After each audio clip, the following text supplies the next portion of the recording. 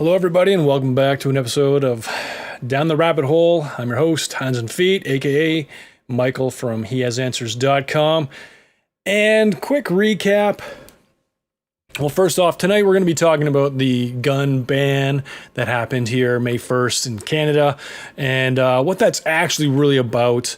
And just a quick recap, we have looked at last week, which is really a launching point for the rest of the series.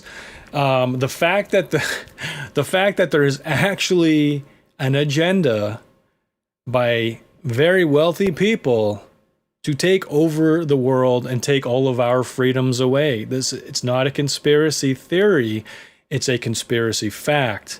So last week we looked at an ex-KGB propaganda agent named Yuri Bezmenov from the Soviet Union, and it was filmed sometime in the late 70s, I'd say, maybe even early 80s, but he referred back to a time while he had defected and was living in Canada, and the KGB had contacted him to let him know, look, we're going to come after you.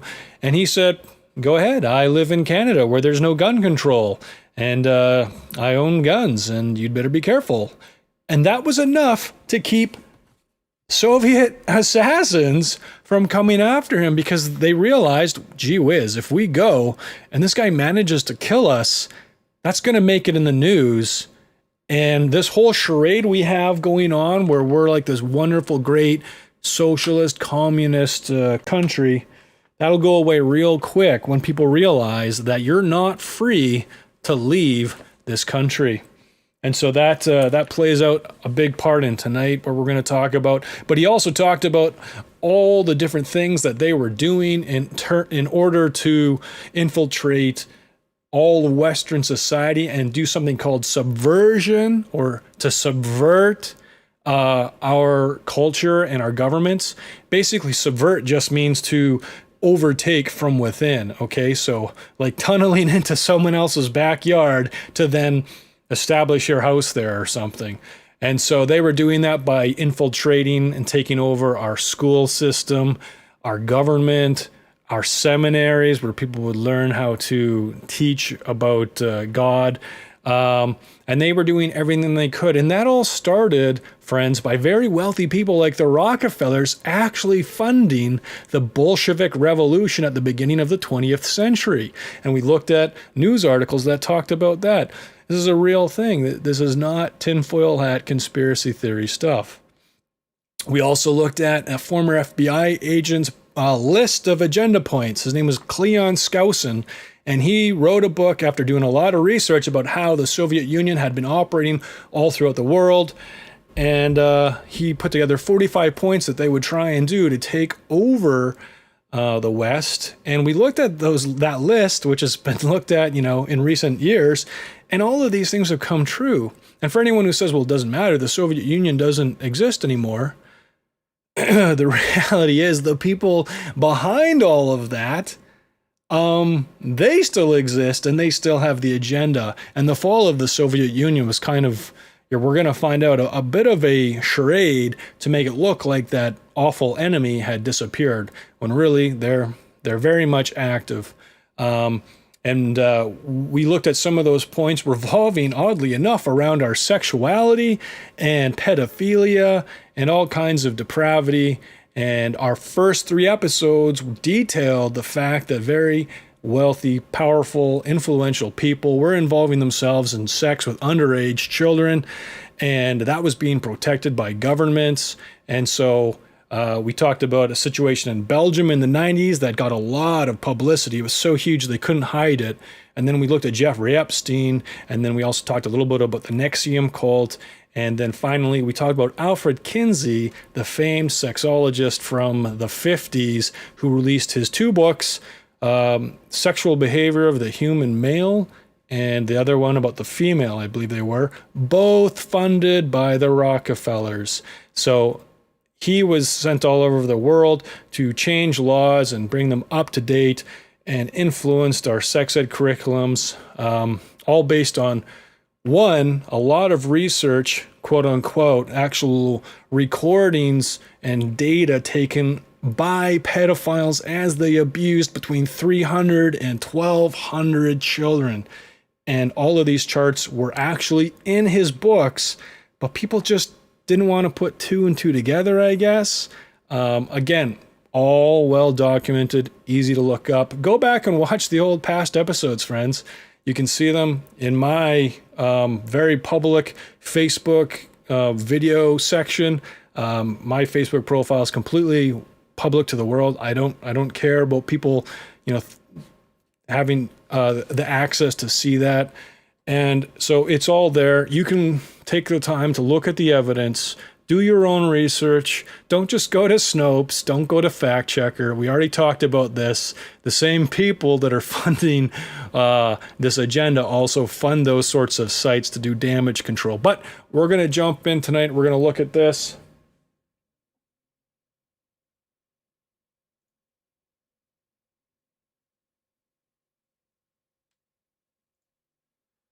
There we go. I apologize. Okay, so first off, good news. Former girlfriend, and the papers are calling her a confidant. She was a facilitator and manipulator for Jeffrey Epstein. Ghislaine Maxwell, for some reason it's pronounced Ghislaine. She has been arrested in New Hampshire. So she, as we already know from when we looked at Epstein, was involved in recruiting and then conditioning young girls as young as 14, but I think some of the claims were as young as 12, conditioning girls to be ready to have sex with Jeffrey Epstein and his friends. And just diabolical, just awful. Let us all hope that she does not commit suicide when all of the cameras in her wing of her jail area, for some reason stop working while the guards fall asleep and she gets taken off a suicide watch, etc., etc., etc., like what happened with Jeffrey Epstein, because she hopefully is going to sing like a canary. And we already looked at a list of likely candidates, people that had been on Jeffrey Epstein's plane, the Lolita Express, as well as his island. This is just a quick update. We're going to get back to the guns real quick. I talked about why the Soviet Union, why the Marxists are going after the United States primarily. And I said, like it or not, they are a powerful force of freedom in this world. And I spoke very briefly about NATO. And in case you did not know, here we go. NATO defense expenditure of 2019, United States, in millions, $730 million, 3.42% of their GDP. I don't know if any of this goes towards their own military or their military involvement in NATO. Next, we have United Kingdom with $60 million. Friends, there's wealthy people that's chump change to them. Here we are, Canada at $22 million. Notice 1.3%, 1.31% of our gross domestic product. Okay, so basically the money we make as a nation. We are not doing our fair share. The United States is doing everything. Okay? That's not right. But the point being is, you get these guys out of the game, the rest of us are easy pickings. So this is the bastion of freedom, holding the West up, and not just in military spending, but in so many ways, as immoral as they are. But that is one of the primary reasons that the United States is targeted like it is, especially right now. Again, like it or not, Donald Trump is a nationalist, and that does not mean he's a white supremacist, friends. It means he wants to put his nation first. An ultra-nationalist is someone who thinks that their nation is ethnically superior or whatever else. Nazis, for example, under Hitler, were ultra-nationalists. A nationalist is simply a patriot who thinks, hey, my country's awesome. I want it to do well. Let's make this country great. And there's nothing wrong with that. Every one of us should want our country to be great. And so his administration, himself, and many, if not all of his followers, do not want to give in to the global governance agenda. And so they are fighting tooth and nail to do whatever they can to get him to lose this next election so that this country gets on board with the agenda that's so abundantly clear from what we've seen in the last few episodes. Okay, so tonight, gun control, gun ban. They say it's about our safety. In fact, here's Brian Lilly. The gun ban is about votes. Lilly.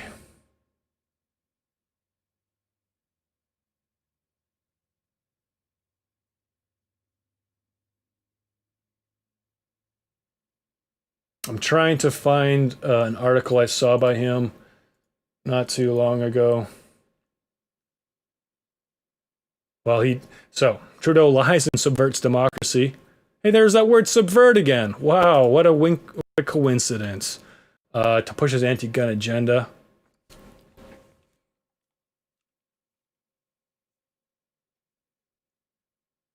The largest amount of people.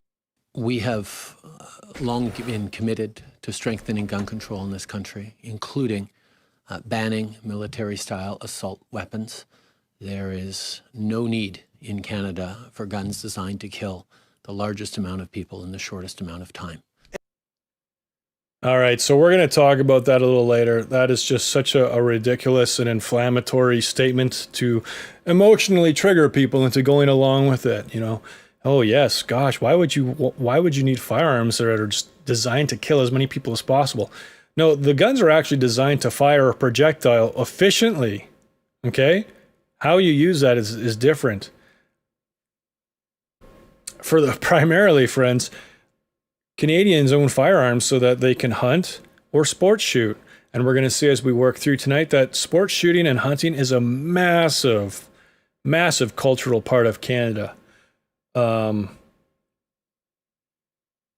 later on, we're going to be looking at, maybe I should try and find it right now.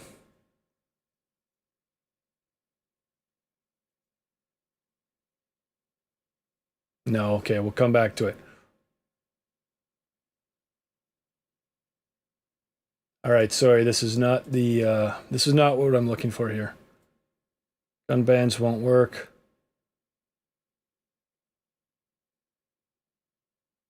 All right. Well, I got to apologize. I was actually at a barbecue. That's why I had to start late tonight. I got invited to a barbecue, and I said, you know what?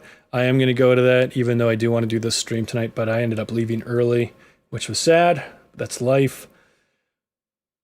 Point being, Brian Lilly came out and said, listen, there's people out there that think this is a conspiracy to disarm a populace. Guys, it's about votes. The liberals want votes. It's easy, low-hanging fruit. If you can ban these guns, everyone's going to think you're wonderful and vote for you. I'm sorry, Brian Lilly.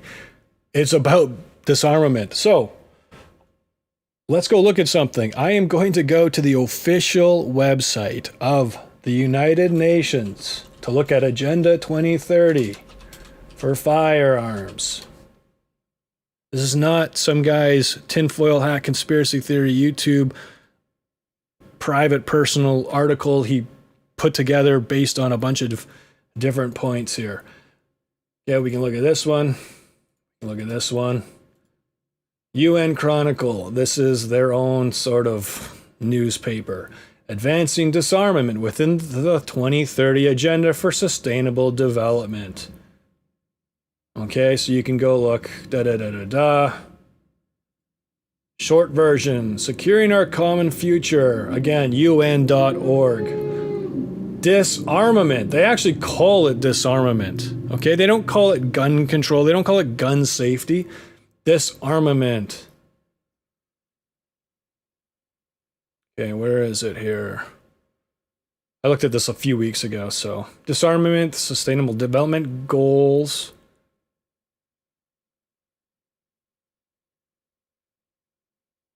Status, like in progress. Like, gosh.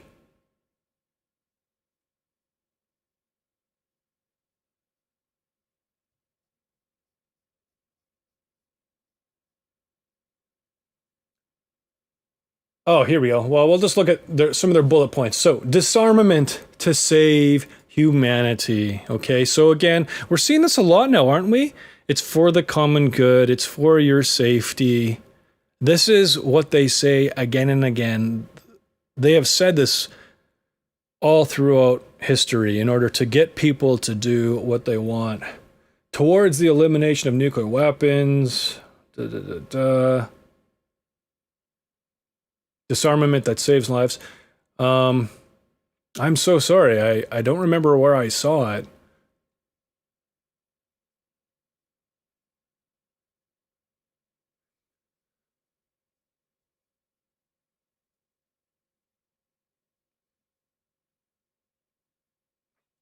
Let's see if I can just look for firearms.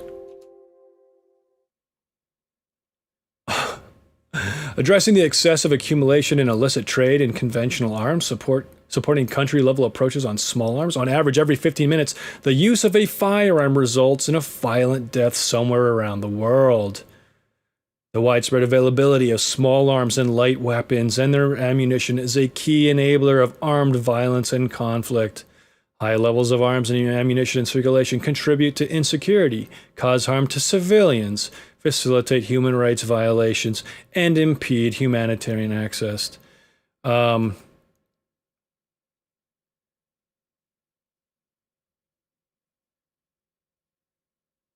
Anyways, basically what I saw when I read through their documentation was that it is a human right to be safe. And so in order for us to be safe, all people, all citizens should be disarmed, and firearms should only be in the hands of police and government in order to maintain safety and security of said citizens who have the right to remain safe.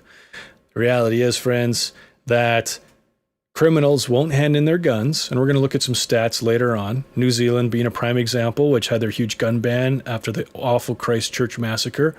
Their gun crime has actually gone up.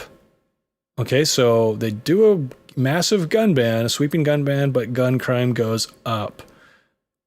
That's completely opposite to what was supposed to happen. But when you disarm people, the good guys, the bad guys who don't give in their guns know that the good guys can't protect themselves anymore. And they feel emboldened to go commit crime.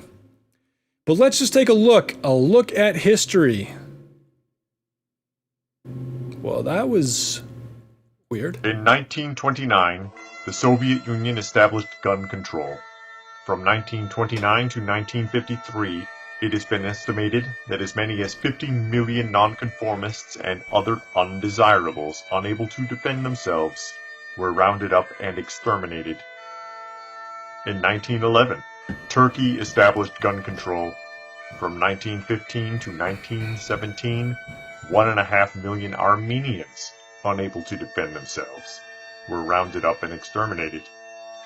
Germany established gun control in 1938, and from 1939 to 1945, more than 13 million trade unionists, communists, mentally handicapped, homosexuals, and Jews, and many others who were unable to defend themselves, were rounded up and exterminated.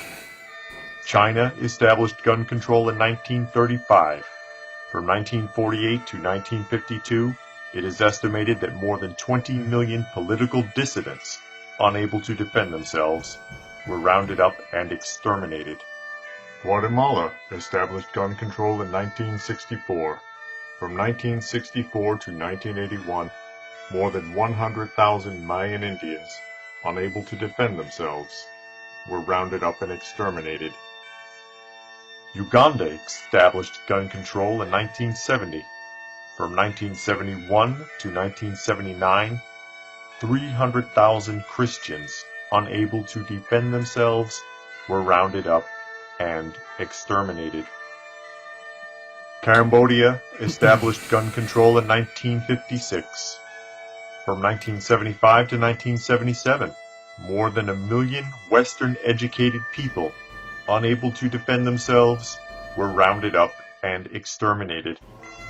That's roughly 86 million defenseless people rounded up and destroyed by their own governments in the 20th century alone because they didn't fit in. And that's just the numbers from this list. There are many more. And Yep. it all starts with gun control. You won't see anything like this in the news, or hear politicians admitting the truth of this information, and they know the history better than anyone. Guns in the hands of honest citizens save lives and property, and yes, gun control laws only work against law-abiding citizens. Laws are for the law-abiding. Criminals have decided to reject law and do as they wish. That's why they're criminals. The next time someone talks to you about being in favor of gun control, please expose them to the honest non-public school history. Hopefully, they're not already too brainwashed to listen. Look at it like this. With guns, we are citizens. Without them, we are subjects. Think about this. During World War II, the Japanese decided not to invade America because they knew most Americans were armed, and they were afraid they would take fire from every window and suffer terrible losses. If you value your freedom, please spread this anti-gun control message to all of your friends. Take this example set by the Swiss. Switzerland issues every household a gun. Switzerland's government trains every adult in the proper use of that firearm. So I want to pause right here. I believe it's this gun here or this one. I'm not sure. But it's the Swiss Arms rifle. Again, semi-automatic and the magazine pinned, which means there is a cotter pin inside the magazine so that no matter what, you cannot put more than 5 rounds in the magazine. You can buy those in Canada. You used to be able to buy those in Canada until this ban, okay? But they already tried to ban this gun in Canada like about 7 or 8 years ago. And we fought it in the courts and we got permission to keep owning, possessing, and firing this gun. Switzerland has the lowest gun-related crime rate of any civilized country in the world. Do not let our government waste millions of our tax dollars in an effort to make law-abiding citizens easy targets. Spread the word everywhere you can that you are a firm believer in your Second Amendment rights. Do not let them take any more of our rights away from us. It is time to speak loud before they try to silence and disarm us all forever. Remember this famous poem by Pastor Martin Niemöller, titled First They Came, written during his time in Germany in World War II. First they came for the socialists, and I did not speak out, because I was not a socialist. Then they came for the trade unionists, and I did not speak out, because I was not a trade unionist. Then they came for the Jews, and I did not speak out, because I was not a Jew. Then they came for me, and there was no one left to speak for me. So Ouch. I ask you, who will speak for you when you are gone? Remember, governments always manipulate tragedies to attempt to disarm the people. Don't be fooled. Yeah, and we're definitely going to look at that later, friends, because this whole ban came due to some madman killing 22 people, most of which actually were not by firearm, but by burning them to death in their houses. All of his firearms were illegally obtained. He was a criminal. He did criminal things. And we're going to look at the reality that he was probably also a confidential informant for the RCMP, which is why I think 5 times when people said to the police, you have to go investigate this guy, they didn't, because he was working for them. Like, that should horrify you. And that's, again, not conspiracy theory. This is in the news. It was actually Maclean's magazine, which so many people think is the bastion of truth, which it's really not. But that's only because so many of the people involved are have the same philosophies behind the agenda. I just want to look real quick here. Canadian Charter of Rights and Freedoms.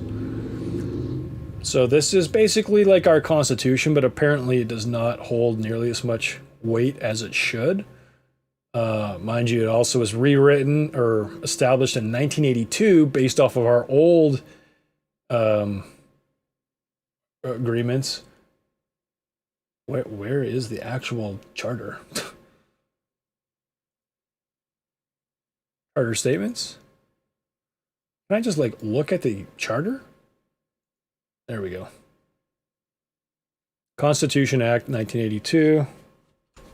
27. Sport. Rifle. Hunting. Fire. Where was it?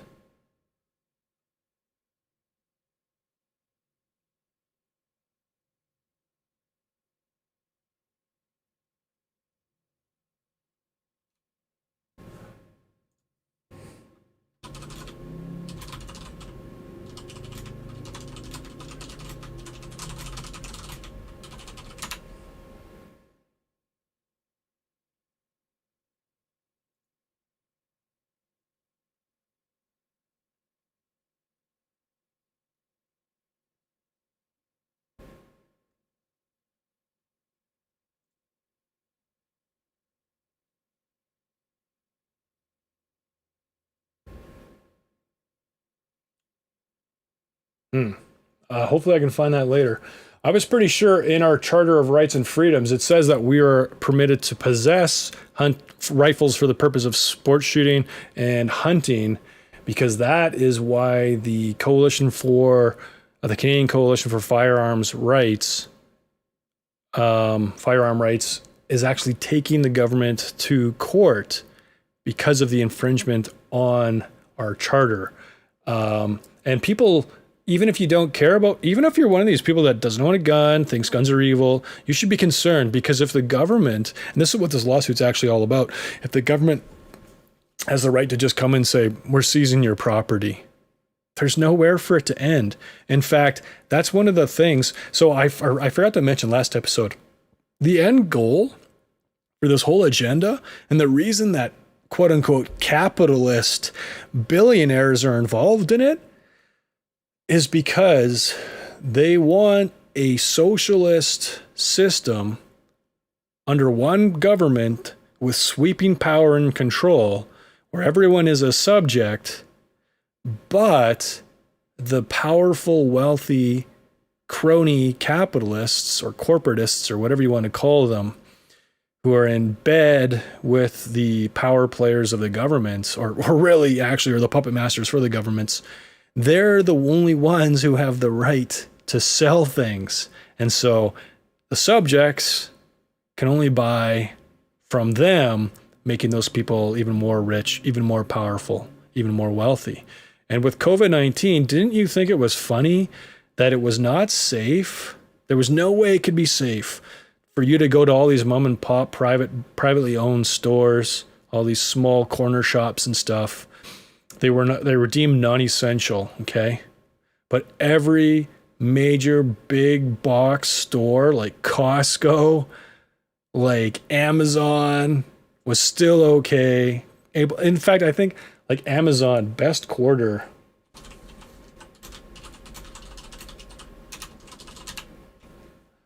Amazon announces first quarter results. Oh, where was it? Seeing heightened demand in the first quarter. Amazon earnings trounce expectations. So they did really good because everyone was locked in their house, unable to go shop.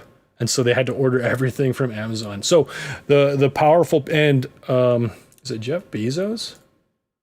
Who's the owner of Amazon? Jeff Bezos is one of the net worth $166.3 billion. He's one of the most wealthy, powerful people in the world, you know, and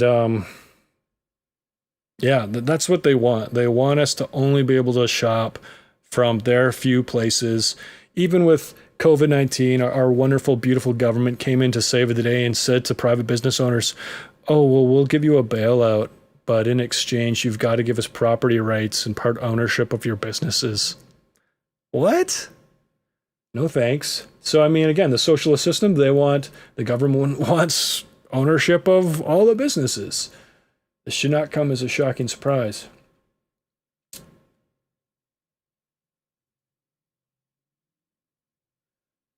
So, as you've already noticed, tonight's going to be a little ragged. I unfortunately did not have time before the stream to arrange everything the way I wanted to show it, but I'm just going to go through information and we're going to make sense of it all. So, one of the lies they're telling us, friends, is it's for our safety, and it's not going to make anyone safer. This is a note, aka article, that I published on Facebook. And so you can go and find my Facebook or search for this title. It'll probably pop up. But this recent firearms ban in Canada will leave all Canadians less safe. So I looked at, I just searched Canada to try and find videos of home intrusions in Canada. We've got this one here where these guys were trying to bust into this lady's door. One had a shotgun, or two of them had shotguns or something. This was the former chief of police in Toronto. He was talking about the reality that the real problem is that our court systems, they take people who are arrested for violent crime and gun crime and immediately set them free onto the streets and say, you know, you're free on bail of whatever amount until your court appearance. So that's broken. Here's another guy in an apartment. They busted in, shoved a handgun in his face. Here's a creepy one. These are all around Toronto. I think this one might be Hamilton. I forget. 3 people came in this guy's house. He didn't have a gun. You know, again, none of these people have guns. No, of course not. Because in Canada, you actually can't even use a gun to defend yourself. At least you're not supposed to. You'll end up going to court and having to defend yourself and spending tens of thousands of dollars to get off. And oftentimes the way you get off is because the judge, hopefully he's reasonable enough, helps, you know, coach you and your legal assistant to get you to say your gun accidentally discharged and you had no intention of hurting anyone, and then you're no longer found liable. It's ridiculous. 3 handguns, homeowner unarmed and defenseless. So there's one guy here, and one guy here. And so they just came in with handguns. And again, like, these are probably all illegally acquired guns. So this recent firearms ban in Canada will leave all Canadians less safe. If you believe the banning of firearms is going to protect you or others, you need to read the cited articles and commentaries and watch the videos. They are alarming, to say the least. We do not live in a fantasyland utopia where no harm can come to us. That will become very clear as you view the attached resources. Everyone in Canada needs to make an informed decision so we can retain our abilities to protect ourselves. Also, just thinking back to that video about the how people were oppressed very shortly after the gun control came in. We're going to be looking at a more recent example of this in a place that was very well off financially.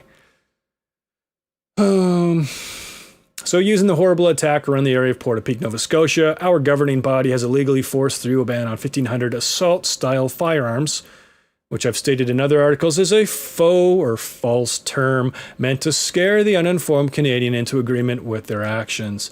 This horrible overreach of our government will not take weapons out of the hands of criminals, but take reasonable firearms away from law-abiding citizens, stripping them, most importantly, of their ability to protect themselves and others, regardless of our nation's foolhardy laws pertaining to self-defense. So even, like, friends, there's a saying I learned when I was in the Army. It was, I'd rather be judged by 12 than carried by 6. Okay, so a jury versus, what are they called? Pallbearers, the guys that carry your coffin.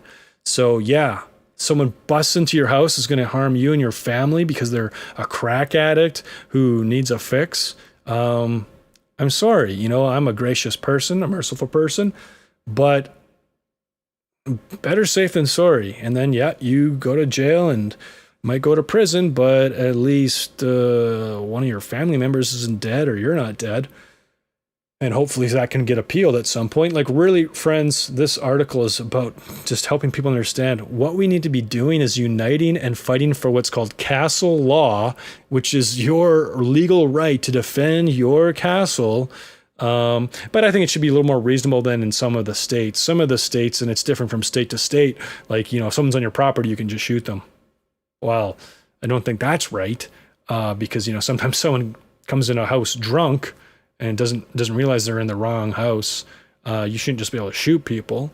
But if someone is threatening you, absolutely you should be able to shoot you. If someone's trying to steal your possessions, you should be able to shoot them. And people say, well, no, it's just stuff. Okay, well, where does it end? When is it too much stuff? Like, do you just sit there while the moving truck backs in and fills up with the contents of your garage, your shed, your living room, your den, your family room, bedrooms, you know, hoping that the police will get there in time? We'll talk about police response time in this article. So regarding the maniac Gabriel Warman in Nova Scotia, we now know the following. And this is from back in like the 13th of May. So right after the ban came out. There's so much more information now.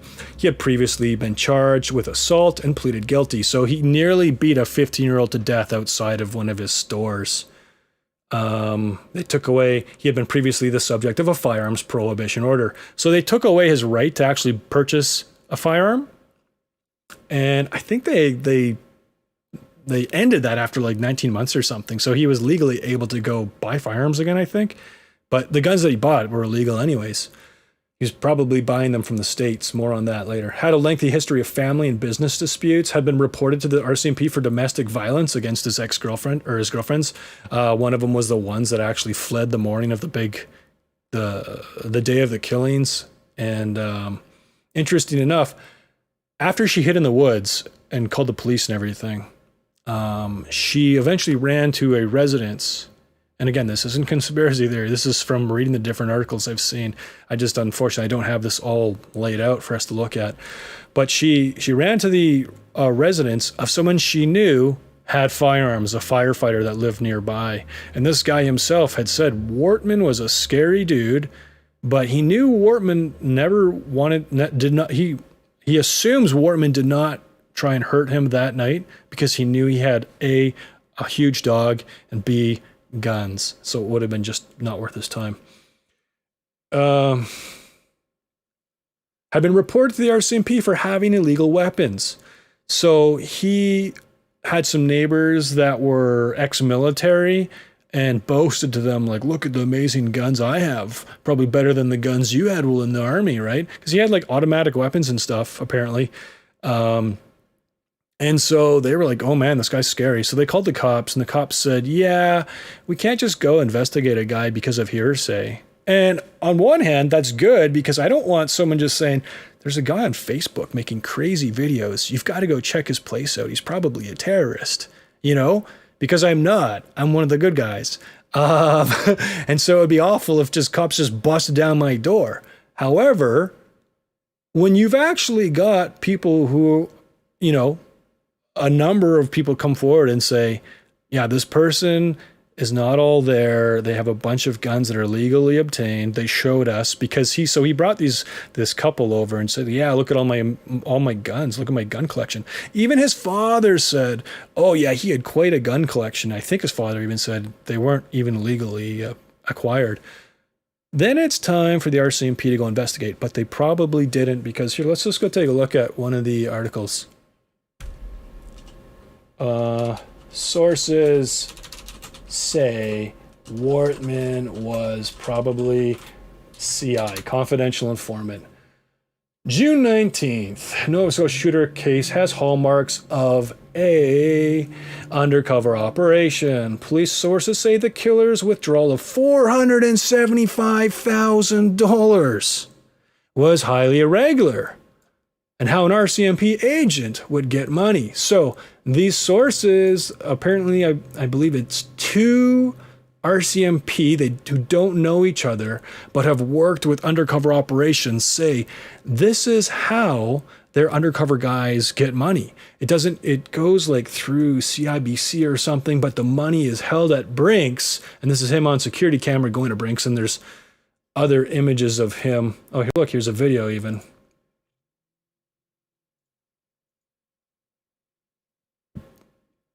There he is, getting out, waiting for Brinks to open the door for him.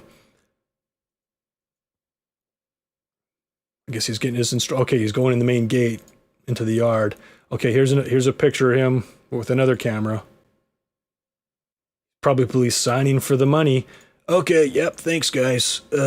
Taking my money. So what they do is, if they got to make a huge buy, and apparently he was dealing with a bunch of different gangs and cartels, and not because he was a nice, upstanding gentleman who was like, yay, I'm helping, I'm one of the good guys, I'm undercover, like, because he was a lowlife who was able to hang out with all these people, which is why he was able to, why he had the morality and the ethics to go kill a bunch of people in his community. So you want to go make a big giant buy, well, you need money. And so the government, the RCMP, somehow, I don't know where the funds come from.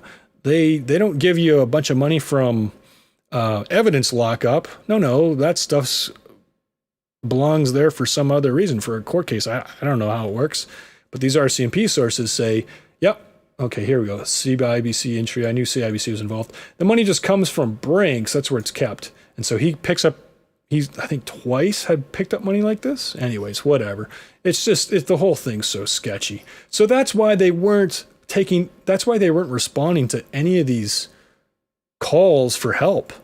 And so this first couple, the military veterans, they ended up moving to Halifax because the wife was so scared of this guy. She was like, he's going to kill us. And once she got to Halifax, I actually wrote about this in here. I'll skip it later when we see it, but she was so scared that she'd be out at the mall and he would just be there like the freaking Terminator, walking up to her and gunning her down. And in Canada, you cannot carry a handgun on you to defend yourself. Well, scratch that. So if you jump through a million hoops and become a security guard or whatever, it's not even a security guard, I think you'd be like a personal protections officer, or you can somehow prove it to the RCMP and the Firearms Officer of Canada that your life is being threatened, then you can get the right to carry a concealed weapon. But super difficult. Rarely does this stuff happen. But anyways, she didn't do it, so they ended up moving across the country. Like, can you imagine being that scared of a dude? So they're that scared of the guy, and the RCMP is not investigating him. He didn't have a firearms license at the time.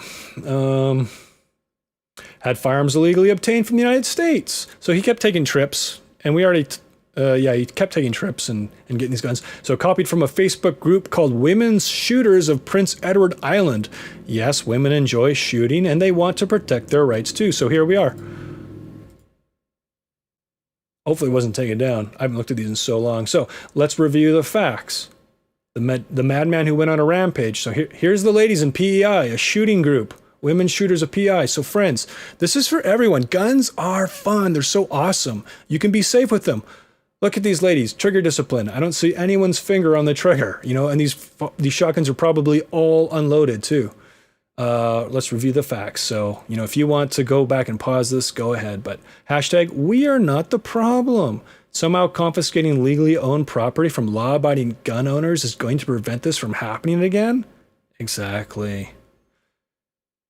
Neighbors reported mass shooters, domestic violence, and weapons to police. Port-a-Peak. Like, this is the saddest, most tragic thing, man. I hope a lot of the families involved sue the crap out of the RCMP and the government.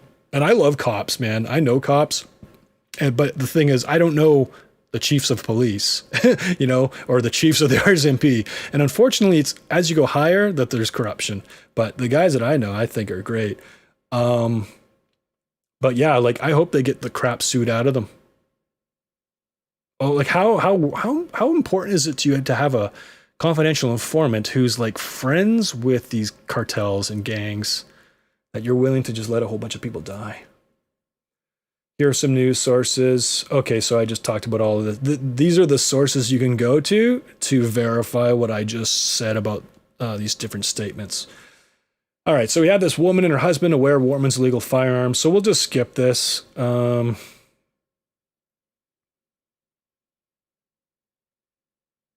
Maybe we shouldn't. Maybe it's too important. That way I can make sure I didn't make any mistakes in what I was saying. This woman and her husband are aware of Wortman's illegal firearms the husband saw with his own eyes. They tell the RCMP about that as well as his repeated abuse of women. And the police do nothing. They themselves move out of province, so they go to Nova Scotia. Wait. Okay, because they're so afraid of this menacing individual. First, they moved to Halifax, but the wife was so afraid of bumping into Wortman away from their firearms at home, so they had firearms at home. That was how this whole conversation started. They told him they were just talking guns, and he said, "Oh yeah, well my guns are probably better than your guns. Check it out." What would I do? That they moved to Western Canada. In Canada, it's illegal to carry a handgun on your person except at a shooting range, meaning she was utterly vulnerable if he'd assaulted her in public, where laws would not have stopped him of using a gun. So he's not going to, like we saw, this guy doesn't care about gun crime, but she's a law-abiding citizen. She's not going to carry a gun on her in case she gets caught. Where do you see the breakdown here with legally owned firearms and responsible citizens, or the police not utilizing the laws they already have in place? Interestingly, a woman from the area apparently wrote an open letter via Facebook to her MP Lenore Zahn in the Portapique area. This woman lived in the area so badly affected where house fires were lit and 9 people were left dead. She was writing to say how terrified her community was because so few people own firearms to defend themselves, and she wanted to know how this ban would make them safer, and if they'd still be able to purchase adequate firearms to protect each other in the future. A similar post comes from a veteran who allegedly lived 2 minutes away and said he was armed and ready to defend his home, and stated this new ban would have limited his ability to do that. Hopefully you can find the copied posts here. I will update if I can attain the original source. So I was not able to attain the original sources, friends. But I found people had posted copies, so I can't necessarily prove it's true. But here's the one. So she's copying. This lady through Portapique tragedy wrote to MP Lenore Zahn, blah, blah, blah, blah, blah, blah, blah. You got people laughing at it. Thanks, John Moo. Hey, this is so funny. It's not funny. Some people are so ignorant. I recently posted on a local group where I live with images of like a conversation I had with a guy where I was just peaceable and just like, have you looked into this? And I was showing him stuff, and he was just like, yawn, too unimportant. And it was all about the massive scandals of SNC Lavalin, and how they were just completely protected by Trudeau's government. And he doesn't care. Why? Because he loves the Liberal government. He doesn't want conservatives to win. It's like, who cares what side you're on, man? Like, you should want an ethical government in control, because if you don't have an ethical government in control, it doesn't matter what you think they should be doing. They probably won't do it. All right, so here was another one. Here's a testimony from Portapique, Nova Scotia, where the massacre happened a few weeks ago. So here's the guy, the veteran, I think. And can I see Oklahoma? News alert. Okay, so Justin Trudeau says, you don't need an AR-15. What do you need an AR-15 here for? Oklahoma man kills 3 home intruders with AR-15. Oklahoma's obviously in the States. Here's why you want an AR-15, friends. Was anyone shot? Yes, 2 of them. Are they bleeding? Yes, I believe one's down, one's still talking. You need to get here now. I shot 2 of them. Now I'm barricaded in my bedroom. What did you shoot them with? An AR-15. That was a 911 call made by a 23-year-old man in Oklahoma. He shot and killed 3 suspects who broke into his father's home to rob it. The intruders, who were dressed in black, they were carrying a knife and brass knuckles. They were between the ages of 16 and 18. Never bring a knife to a gunfight. Now, the young man killed them with an AR-15. The getaway driver fled the scene and later turned herself into police. Oh, She gosh, now that's sad. faces 3 counts of first-degree murder and 3 counts of first-degree burglary. So in some states, when you're the accomplice to a robbery and the thieves get killed, you're responsible. And I think that's fantastic. Play stupid games, win stupid prizes. This poor girl should have been at home playing World of Warcraft or, like hanging out with friends or something. With me now, former U.S. Army Special Forces Sergeant Jim Hansen. Sergeant. All right, I think that's enough. I proved my point. AR-15. Why AR-15? It's a semi-automatic long rifle. And we'll just look. What is an AR-15?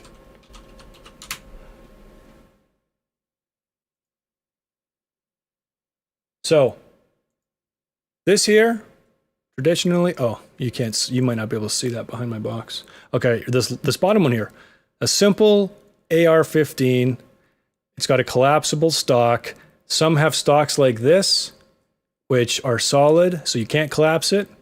But it's nice to have something like this, because if you're a small woman, you don't have long arms, collapse this in, it sits in your shoulder nice and tight. And then the husband comes home, he wants to use the gun, longer arms, he pulls the stock out. No problem. But of course you've got, let's see, scary looking AR-15s like this. It's got a fancy looking military thing on it. Oh, a sling. That's just so you can put it on your back. Oh, it's got this fancy thing here. Well, that's just a sight. It's just electronic as opposed to an iron sight like this thing here. It makes a little holographic red dot in the red sight in the middle, so that as your eye looks through this pane of glass, it sees this red hologram, and that helps you see. It's got a flashlight on it. Well, friends, that's good. You want to be able to see where you're shooting, especially in your house. Oh my gosh, it's got a light. Oh, you can't see that. Hold on, see if I can go to the website. Oh, shucks. I know what I can do. Nope.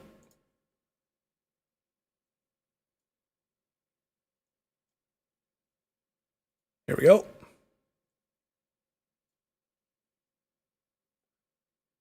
All right, so here it is. Oh, it's got a laser sight on it. Oh my gosh.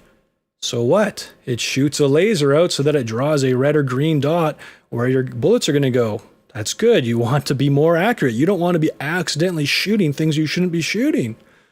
Now, of course, in Canada, we cannot have this thing on it. This is called a suppressor. In movies, it's called a silencer. It does not silence bullets. It suppresses the gas leaving the firearm so that it does not make as loud an explosive sound. And oh gosh, it's got this scary looking thing here. This is just a grip. So it's just a grip so that your hand goes here and you have more control. So this looks like something the Special Forces would use, okay? But I can almost guarantee you it probably does not shoot in fully automatic, which is what the military use, even in Canada. So they want you to believe this is the scariest, most awful thing in the world. It's not. It's wonderful. All these accoutrements on it, these accessories, these are great, and they're good, and they're okay to have. In fact, you can actually legally get all of this stuff in Canada, and there's nothing wrong with that. The only thing you can't get is this suppressor right here, and even in the States, most states you have to get a special permit to get a silencer. But they think, silencers, assassins use silencers. Did you know, I think it's in the UK, maybe it's in Europe, in one of the countries, these are completely legal to get and easy for anyone to get who gets firearms, because when you go hunting, it's not as loud and it does not disturb people in the countryside, and that's why they sell them. So yeah, that's interesting piece of information for you. So we're told, AR-15, it stands for Assault Rifle 15. AR stands for Armalite. The Armalite rifle. This is the company that built the AR-15. Okay, it does not mean automatic rifle or assault rifle. So that's just a goofy thing that people think because they don't know much about guns. Semi-automatic black rifle.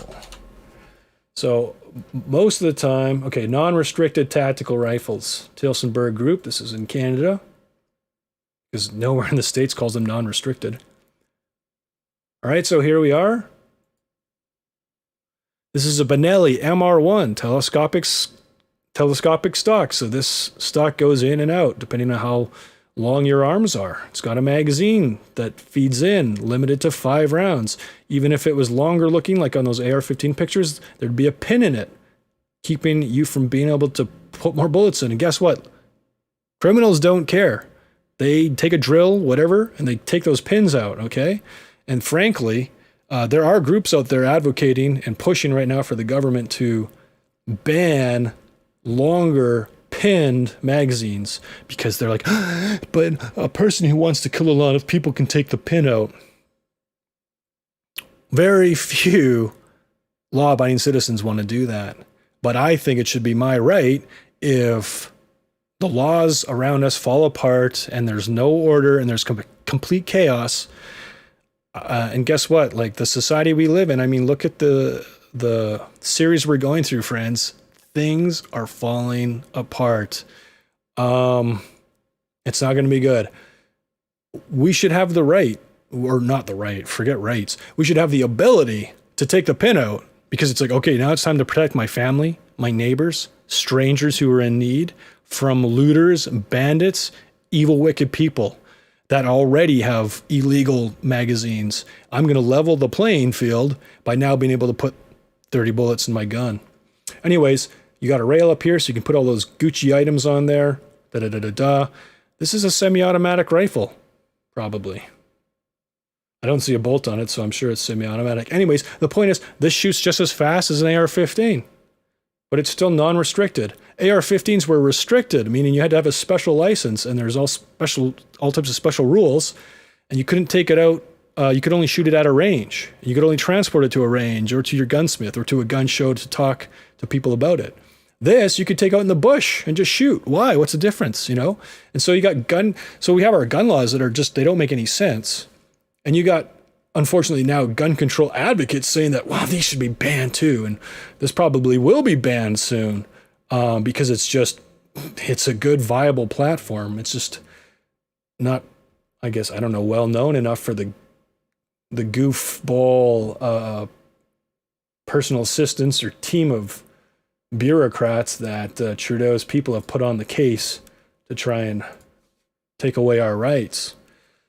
All right, second thing to note is that misogyny is being looked into as the root cause for this. Okay, so they say Wortman beat his ex and stuff, and you know, all of these shooters are pent-up men who have issues, and so misogyny is always the cause.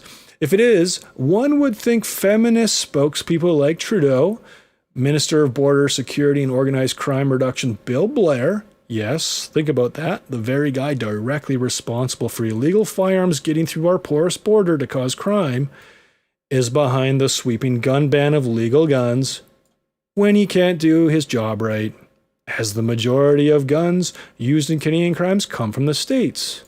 Or he isn't even trying. So you've got Bill Blair, who's supposed to be the guy that takes care of our border, saying, well, we need to ban these guns in Canada from law-abiding citizens. Well, maybe you should actually just be doing your job better. Taking these guns out of our hands is not going to do anything. And you'll see police chiefs all over that aren't a part of the RCMP saying handgun bans, banning guns in any way from law-abiding citizens is not going to help. And then you have Chrystia Freeland. They all have the audacity to say firearms are a danger in the hands of misogynistic men, and this is why their ban is justified, while disarming women from defending themselves with firearms. We just saw a group of women at this shooting club themselves that like guns. So you're taking the guns out of the hands of women. We saw how a woman was so afraid of her neighbor Wortman that she fled across the country, when really she should have had the right to get trained up and know how to use a firearm proficiently, even in a public space, and be able to carry one concealed in her purse or in her pants in a special holster or in a shoulder holster under her jacket, so that if Wortman came to attack her, in the Halifax Mall, she could have protected herself. So we all love police. We're thankful for them, but they cannot protect you 24/7. This is getting back to the theme, friends, of the gun ban's not going to make you safe. Wortman's common law spouse was afraid to report him or leave him because she said he was going to kill her, quote.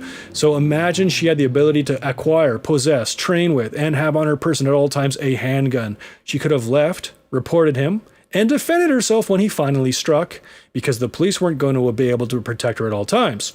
That's the truth. And an assault and battery charge would not have likely seen him in jail for very long.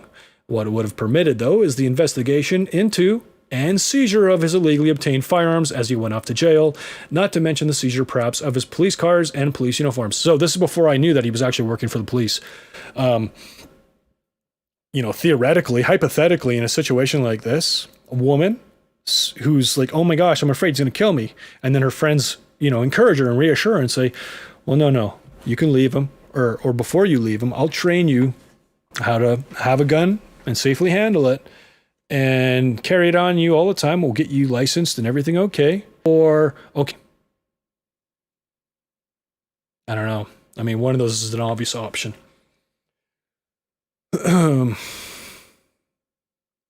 Speaking of police, here's a post apparently from a law enforcement officer in Canada that is concerned because these bans will also affect them, many of which go to the range, so they go to the shooting range on their own time with their own personal firearms. Yes, even AR-15s, which are now prohibited so they can't, to do extra training because they're afforded hardly enough from their unit, especially the RCMP. They can't bring their issued weapon because that weapon is usually shared with other officers on duty. So let's say in your city you've got 20 patrol cars, one man each car, because that's all the RCMP can usually budget instead of 2 people per car in your town, and the station has, 10, 20 AR-15s, or what would probably be Dimaco Colt C8s in Canada, okay, which is exactly the same thing, just a little better. That's all they have issued. That's all they can afford. Okay, so they've got those in their patrol cars. The guys off duty can't come and say, hey, can I borrow your service weapon that you're driving around with right now? Well, no, dude, I might need it. Oh, okay. So then that guy cannot go do extra training. Okay. And so like once a year, they might have a qualification shoot. This is what some of my RCMP buddies were telling me. And, one of them told me they get to shoot 50 rounds a year in the RCMP. 50 bullets a year, friend. You're being protected by people that do not have enough training to safely engage a guy that takes you hostage or is pointing a gun at your kid's head. Like that is awful.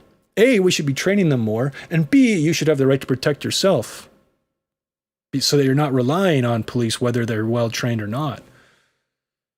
So I served in the military, but I got it in 2006. One of my friends who served until I think 2011 or 12, he said by the time he left, his personal weapons training or personal weapons test once a year, annual test, consisted of about 43 rounds through his what was called the C7A2, a variant of the M16A1E1, which is obviously an AR-15, but capable of shooting in automatic. 43 rounds a year for our infantry soldiers, the guys on the ground, Like when I was at least, our personal weapons test was 81 rounds, but we were also shooting a bunch of other rounds just to, make sure we were good. So we were probably shooting 400 rounds a year, which is not a lot. It's not enough. But I mean, friends, so these guys can't go practice on their own with their own personal weapons, with their own personal purchased ammo because of laws like this. Our soldiers and our police cannot get good at their jobs like they want to be because of these laws. So now we're being protected both internationally and nationally by people that won't get the training that they need to get. Here's that post right now. So, below a repost from Instagram. And of course, we got our upside down Canadian flag under duress, our nation under duress, with a blue line through it representing the police.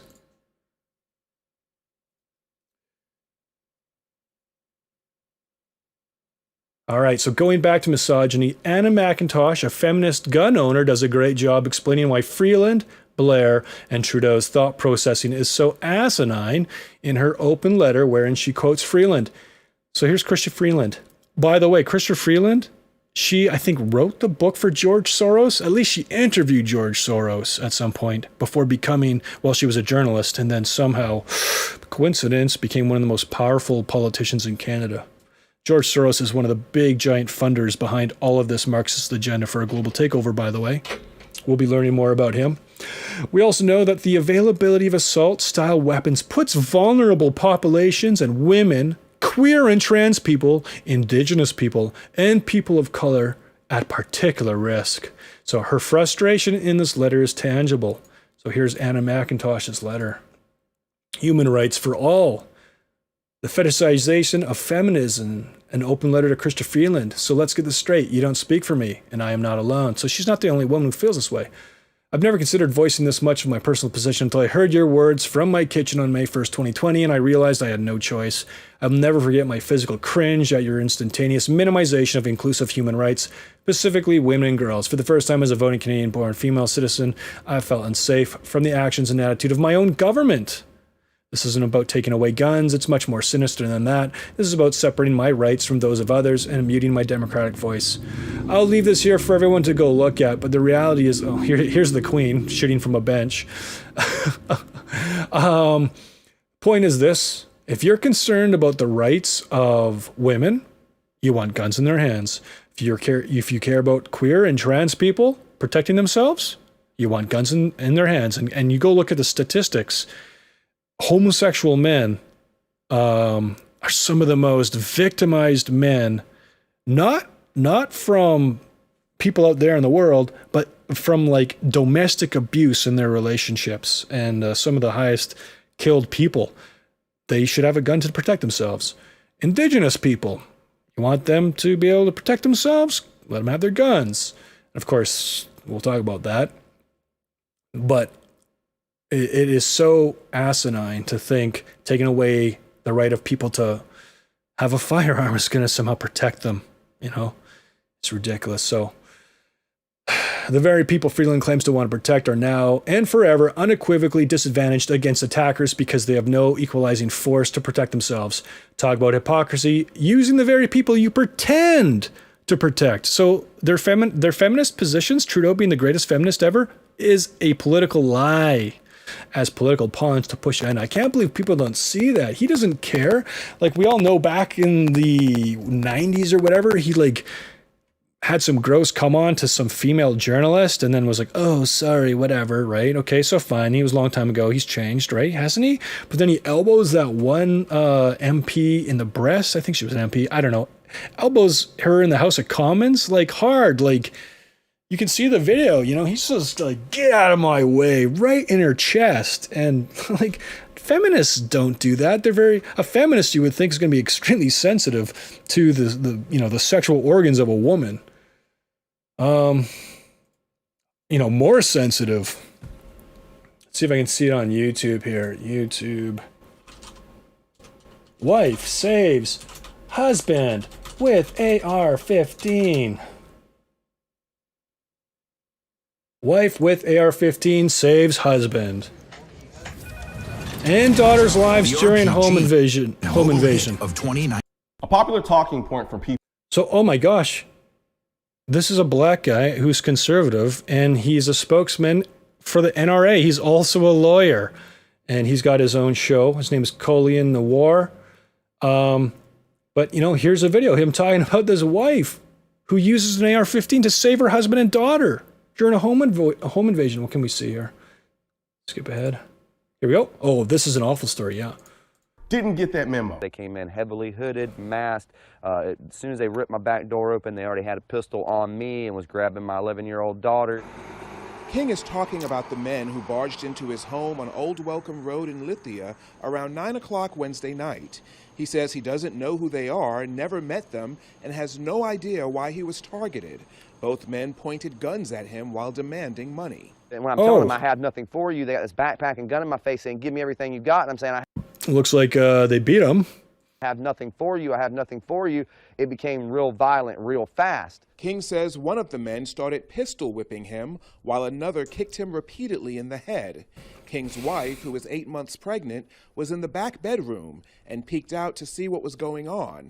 8 months pregnant, guys, and she's able to save her husband with an AR-15. We'll look at another quick video, real fun one. That's when King says one of the masked men shot at her.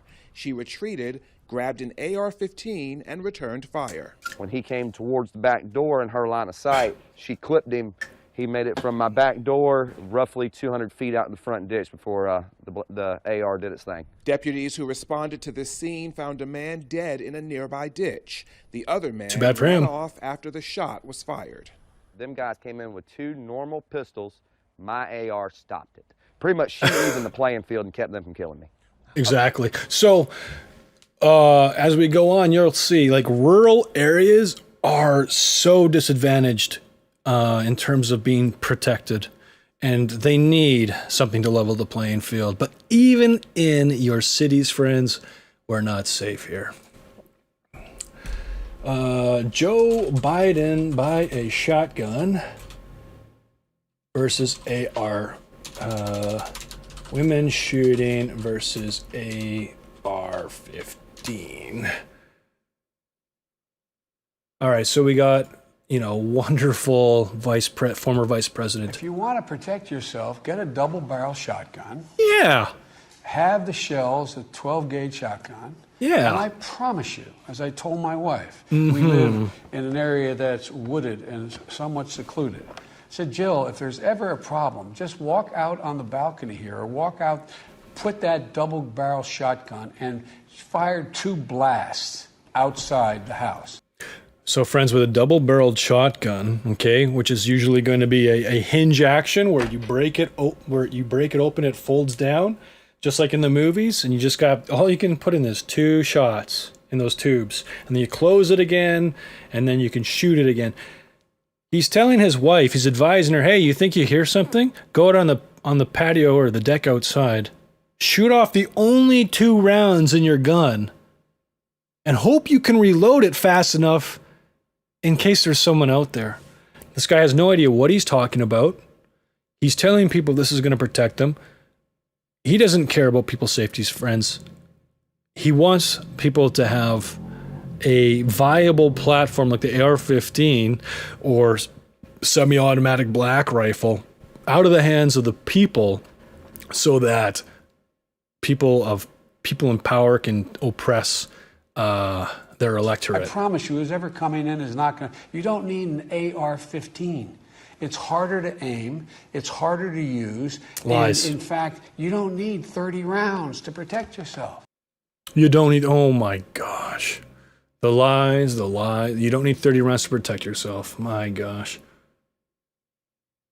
Okay, Joe Biden says buy a shotgun because women can't handle AR-15. Shooting an AR-15 for the first time in her life to test Joe Biden's theory that an AR is too difficult for a woman to control. Again, here's a Democrat, a feminist, a man for women's rights, lying using politics.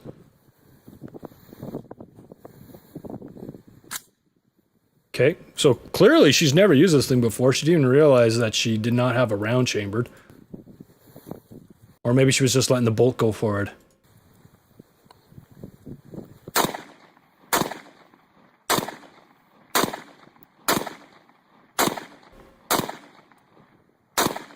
Okay, awesome. So, shoots a small bullet very fast with a lot of powder behind it in the cartridge.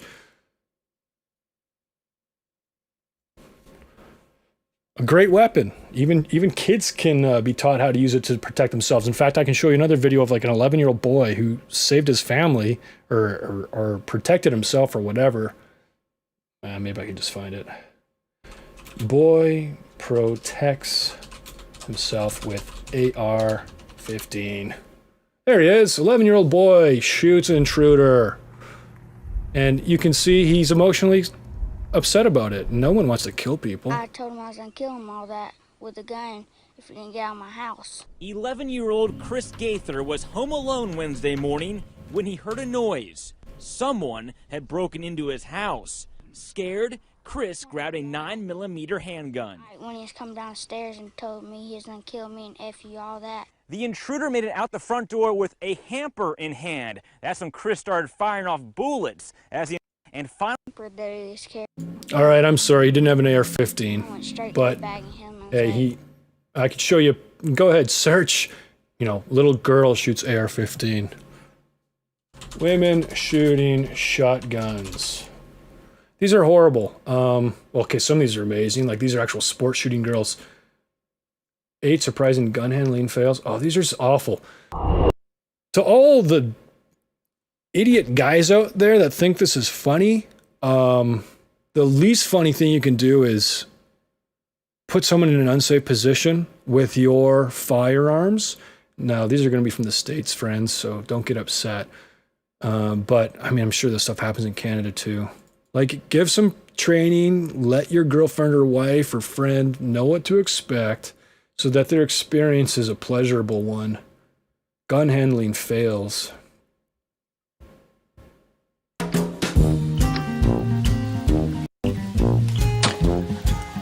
She just hit herself in the face with a shotgun. I mean, it doesn't have a stock to go into her shoulder, but like, here's another one. Okay, again, no stock.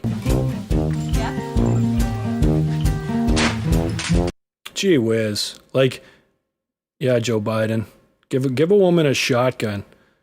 The force of the recoil is probably like 10 times that of an AR-15, but does not fit your agenda. Oh, hey, look, woman fires shots at home intruders. They probably left in a hurry. Anyways, I can't see any of those videos, but people love like compilation montage videos of women shooting shotguns, and the shotguns are flying out of their arms and they're falling backwards and everything. Like, obviously, what he's saying is not true.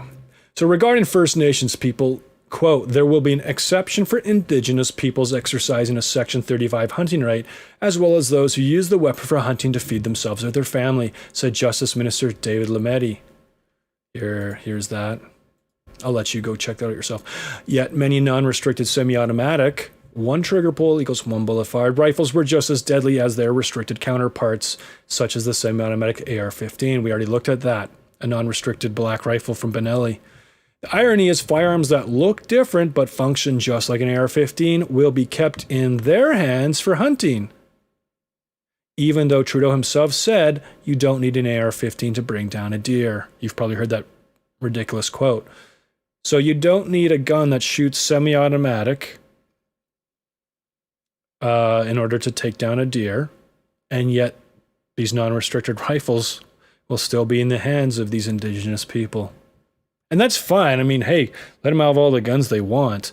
My personal theory is the reason they don't want to just rush in and take their guns away is because they know that they'll pull an Oka crisis if they want, and they don't take no crap from the government. And, you know, the Oka crisis, I don't know all the details about that. I think that was about smuggling, which I don't think smuggling is right. But yeah, point being, you know, they don't want to mess with people willing to use their guns. And that's why, friends, me, you, and everyone have to keep ours. Oh, here it is. Here's him. Oh, video unavailable. YouTube took down his video. They didn't like people referencing it, I guess. At the same time, restricted firearms such as the AR-15, a semi-automatic sporting rifle made for non-military personnel. Okay, so it's a sporting rifle made for shooting targets, you know, sometimes quickly or whatever, have been illegal for hunting since 1977. So our prime minister, who's the one putting these laws through, these orders in council through to take away our rights, doesn't even know what he's talking about. Friends, who should be determining your rights and what laws we should be governed by? Someone who doesn't know what they're talking about, or someone who knows what they're talking about?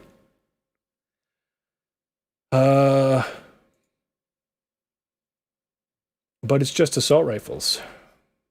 I don't know what, I don't remember what this is. I wrote this article a while ago.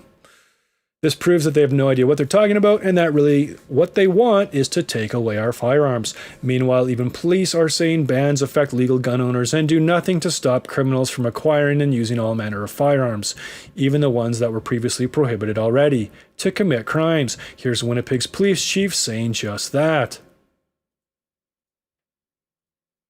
So the city councilor is calling for a national handgun ban. Could we just get your thoughts? Okay, so he's talking about handguns? Same thing applies. Same thing applies to AR-15s and everything else they're banning. I can tell you that the Canadian Association of Chiefs of Police have indicated that that won't make any difference.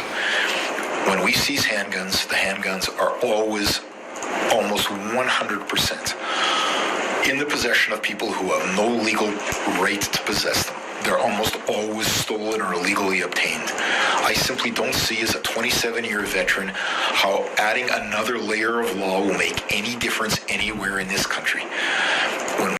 I think that's enough. You can watch the whole thing. He doesn't change his tune at all. I just want to real quickly find this. New Zealand gun crime arises.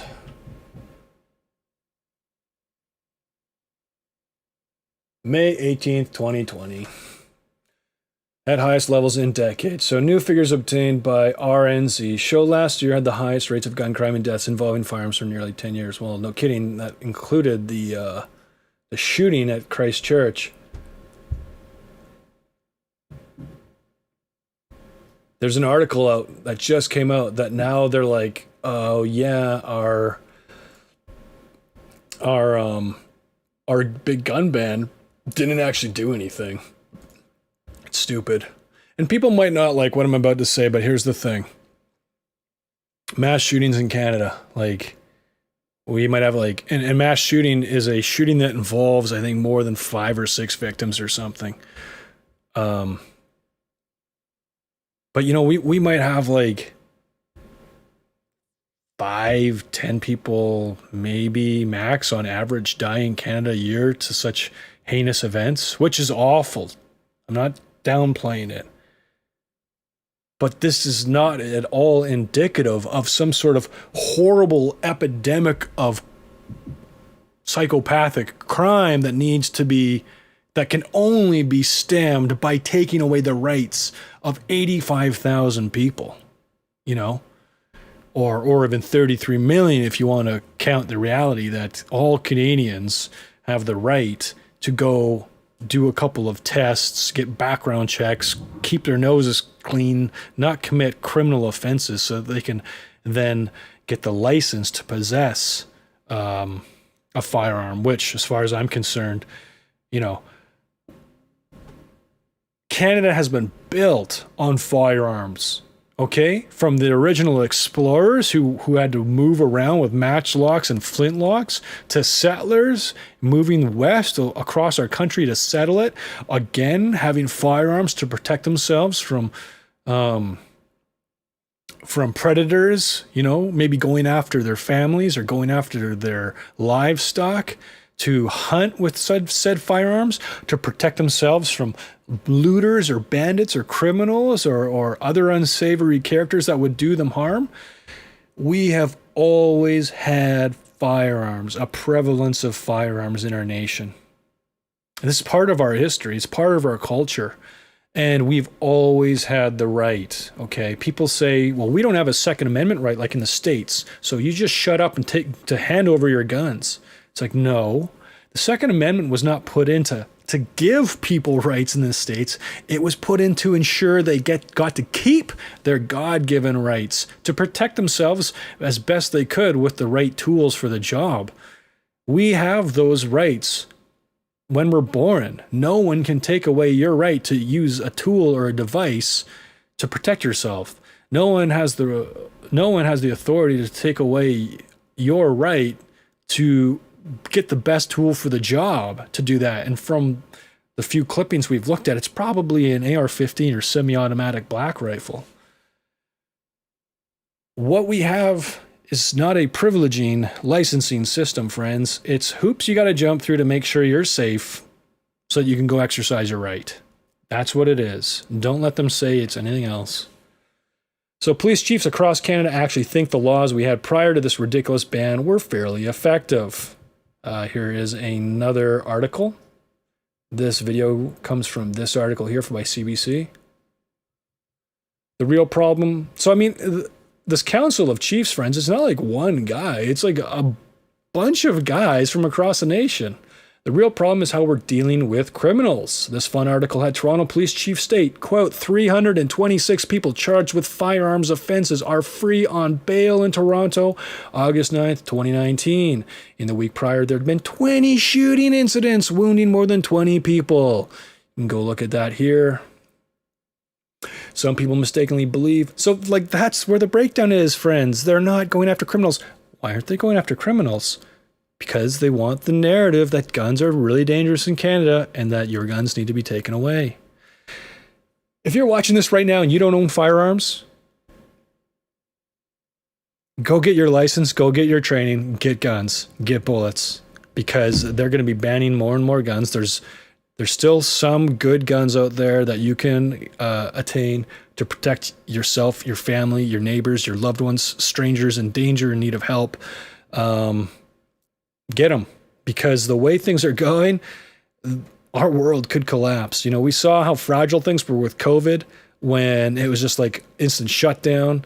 And if this garbage had kept going because awake people like myself and tens of thousands of others and hundreds of thousands of others weren't flooding social media with truth and pushing for all of this nonsense so that we could go back to work, and the millions really all over the world who were pushing back against this stuff, we would be stuck in our homes, locked down, while all mom and pop businesses went bankrupt and failed because they couldn't pay their rent, and everyone lost their jobs because they could not go work at their mom and pop plate retailers or whatever.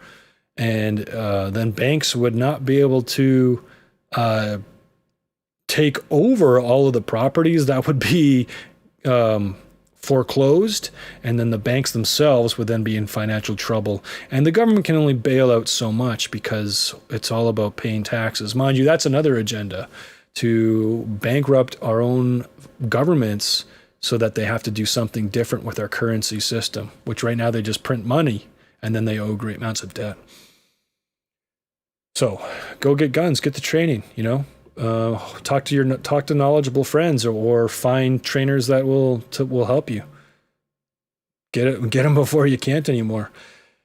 And do your best to get the truth out there and motivate people. Have conversations with people so that we can first and foremost use, you know, legal means via voting and whatnot to try and maintain and gain rights revolving around firearms. Some people mistakenly believe if certain firearms weren't possessed by law-abiding citizens, criminals wouldn't be able to steal such firearms from them for criminal use. I hear this argument all the time. Well, if they're stealing guns and no one has guns, they can't steal those guns anymore. That's a lot of guns off the street. So for one, when such firearms are stolen, it's a criminal offense to not report the theft. This is to keep people from allowing thieves to steal their legally purchased firearms in order to fuel the criminal underbelly of society. So what you have is called straw purchasing. So a person goes, they do the test, they get their license, they go to Cabela's, whatever, they go online, they order like 15, 20, 25 guns, however many that they can afford with the money they're probably given by a gang. And then someone steals all of those guns as soon as they come. And then they don't report it. So now those guns are just floating around, okay? That's really rare, by the way, okay? That does not happen often, but that's one of the things that happens. So it's against the law for that person to just let their guns be stolen. The moment you lose a gun, be it by theft or your own negligence, like say you go hunting and your canoe tips over and your rifle goes down to the bottom of the lake, you're legally responsible for that firearm. You have to go tell the police, hey, I lost my gun. Or, hey, my gun was stolen. If you don't, and they find out, that's an offense, okay? And good, it should be. People should be responsible for their firearms. And this keeps criminals from doing what I just said they do with straw purchasing.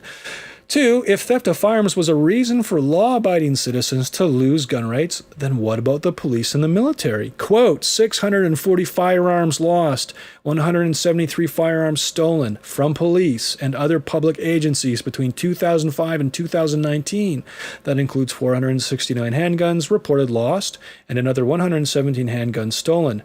559 firearms reported lost by the military and another 14 stolen between 2008 and 2018. So we got Brian Lilly, talks about all these guns going missing. He is referencing a report by Dennis R. Young. I'll just open these so you can look at them yourself. Mr. Young used the Freedom of Information Act in Canada to get these reports from both the police as well as the military. So here you go. So we have like hundreds and hundreds of guns stolen from our police and military. Okay, friends? But they're saying a citizenry don't deserve to have guns because they can be stolen from us. Do you see the gigantic hypocrisy there? That is not an argument. Yeah, sorry, law-abiding citizens are once again a scapegoat and being penalized when we aren't the issue. In a single one-man smuggling case, a Canadian smuggled 104 handguns out of the United States into Canada. He would have likely made anywhere from $100,000 to $500,000 on the black market, because you can sell them for about $1,000 to $5,000 a gun, which is where criminals almost always get their guns. He was given only 2 years in prison. Here's the CBC article for that. CBC is an awful news agency, guys, but when something goes against their narrative, well, I guess this kind of goes for their narrative, right? You know, guns are dangerous, better to take them away from law-abiding people. Anyways, notice in the video, it's divulged that handguns can actually be 3D printed and printers that can print using polymers and metals. So what would a handgun ban do to criminals? Nothing. What would it do to law-abiding citizens? Disarm them. Quote, the truth is that as long as there is a market, the guns will continue across the United States-Canada border. It's true, friends. It's true. We cannot end this by law-abiding citizens being disarmed. Here's something else that reveals law-abiding citizens are not the problem. More gun laws won't keep you safe. Since 2010, the number of restricted and prohibited firearms has gone up nearly 9 times. Gun-related homicide has stayed nearly the same. Another great one from Women's Shooters PEI. Oh, okay, so this is just looking back at the female shooting club. So here's the graph, and here it is in big. So let's just take a look at this. Where's my legend? Do I got a legend? Total increase in homicides has occurred. Okay, so I think this is restricted and since 2010. Firearms has gone up. Restricted and prohibited firearms, I think, is the blue line. And homicides per 100,000. So as the population grows, sure, the homicide rate might go up, but it's still rated per capita, so per 100,000. And look, that's stayed the same.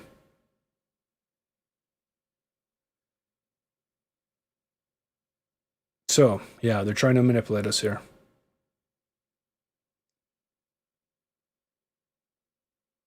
Got way more guns, but gun crime per capita has remained the same. So if more guns in the hands of law-abiding citizens was the issue, shouldn't gun crime have skyrocketed along with sales? One would think. Looking at CanStat, so that's our Statistics Canada, totals from 2007 to 2017, the numbers are almost totally flat. I kid you not. And the numbers are stupid too, because, quote, victims of police-reported violent crime where a firearm was present apparently includes an incident, watch this now, where a firearm was somewhere on the premises, regardless of whether or not it was directly involved. Okay, so spouse calls cops. My spouse just beat me. Get over here and help me. So they come over. Okay, what happened? Okay, great. Oh, are there firearms here? Oh, yeah, we've got some locked away in the closet. Okay, thank you very much. They checked that off, and now this is reported as a police-reported violent crime where a firearm was present. Not used, present. So that artificially inflates their numbers so that in Canada you go, oh my gosh, look at all our crime, our violent crime where a firearm is present. Oh, it's awful. But then it's not accurate either. So you don't know how often a gun is actually what's being used. Again, not kidding. Without honest categorizing, free of the obvious bias towards banning firearms for safety's sake, and tallying only events that explicitly involved a firearm, we will never know what is really going on. So here you go. Here's the numbers. You guys want to go look at that.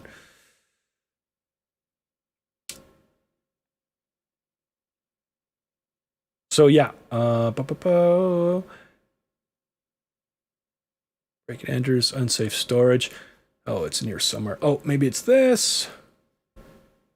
I don't know. I apologize, guys. I looked at all of this before a long time ago. So, oh, in Canada, totals. All right, so victims of police reported violent crimes where a firearm was present by census metropolitan area 2009 to 2017. Canada number 2009 7,305, 2017 7,660, 2013 5,012, 2015 6,809, 2010 5,900. Nothing's changing. Nothing's changing. Okay, it's not getting worse. Okay, they're lying to you. They want to take your guns away. Taking our guns away will not make you or anyone else safer. Feeling safer certainly won't help either. One of the reasons the average Canadian believes this will do something is because they're being lied to. They're being lied to by Bill Blair and Justin Trudeau every time they make a statement that is an error, be it purposefully or not.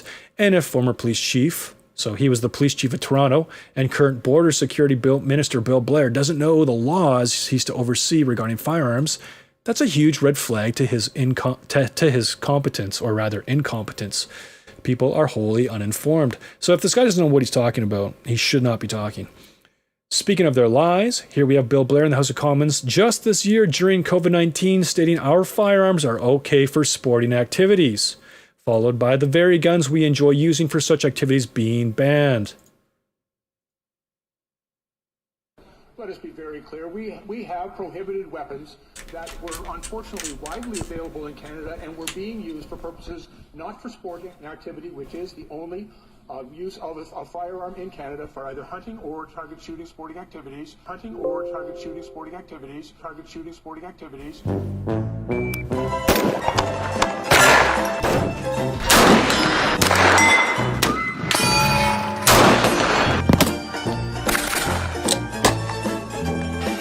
8.818.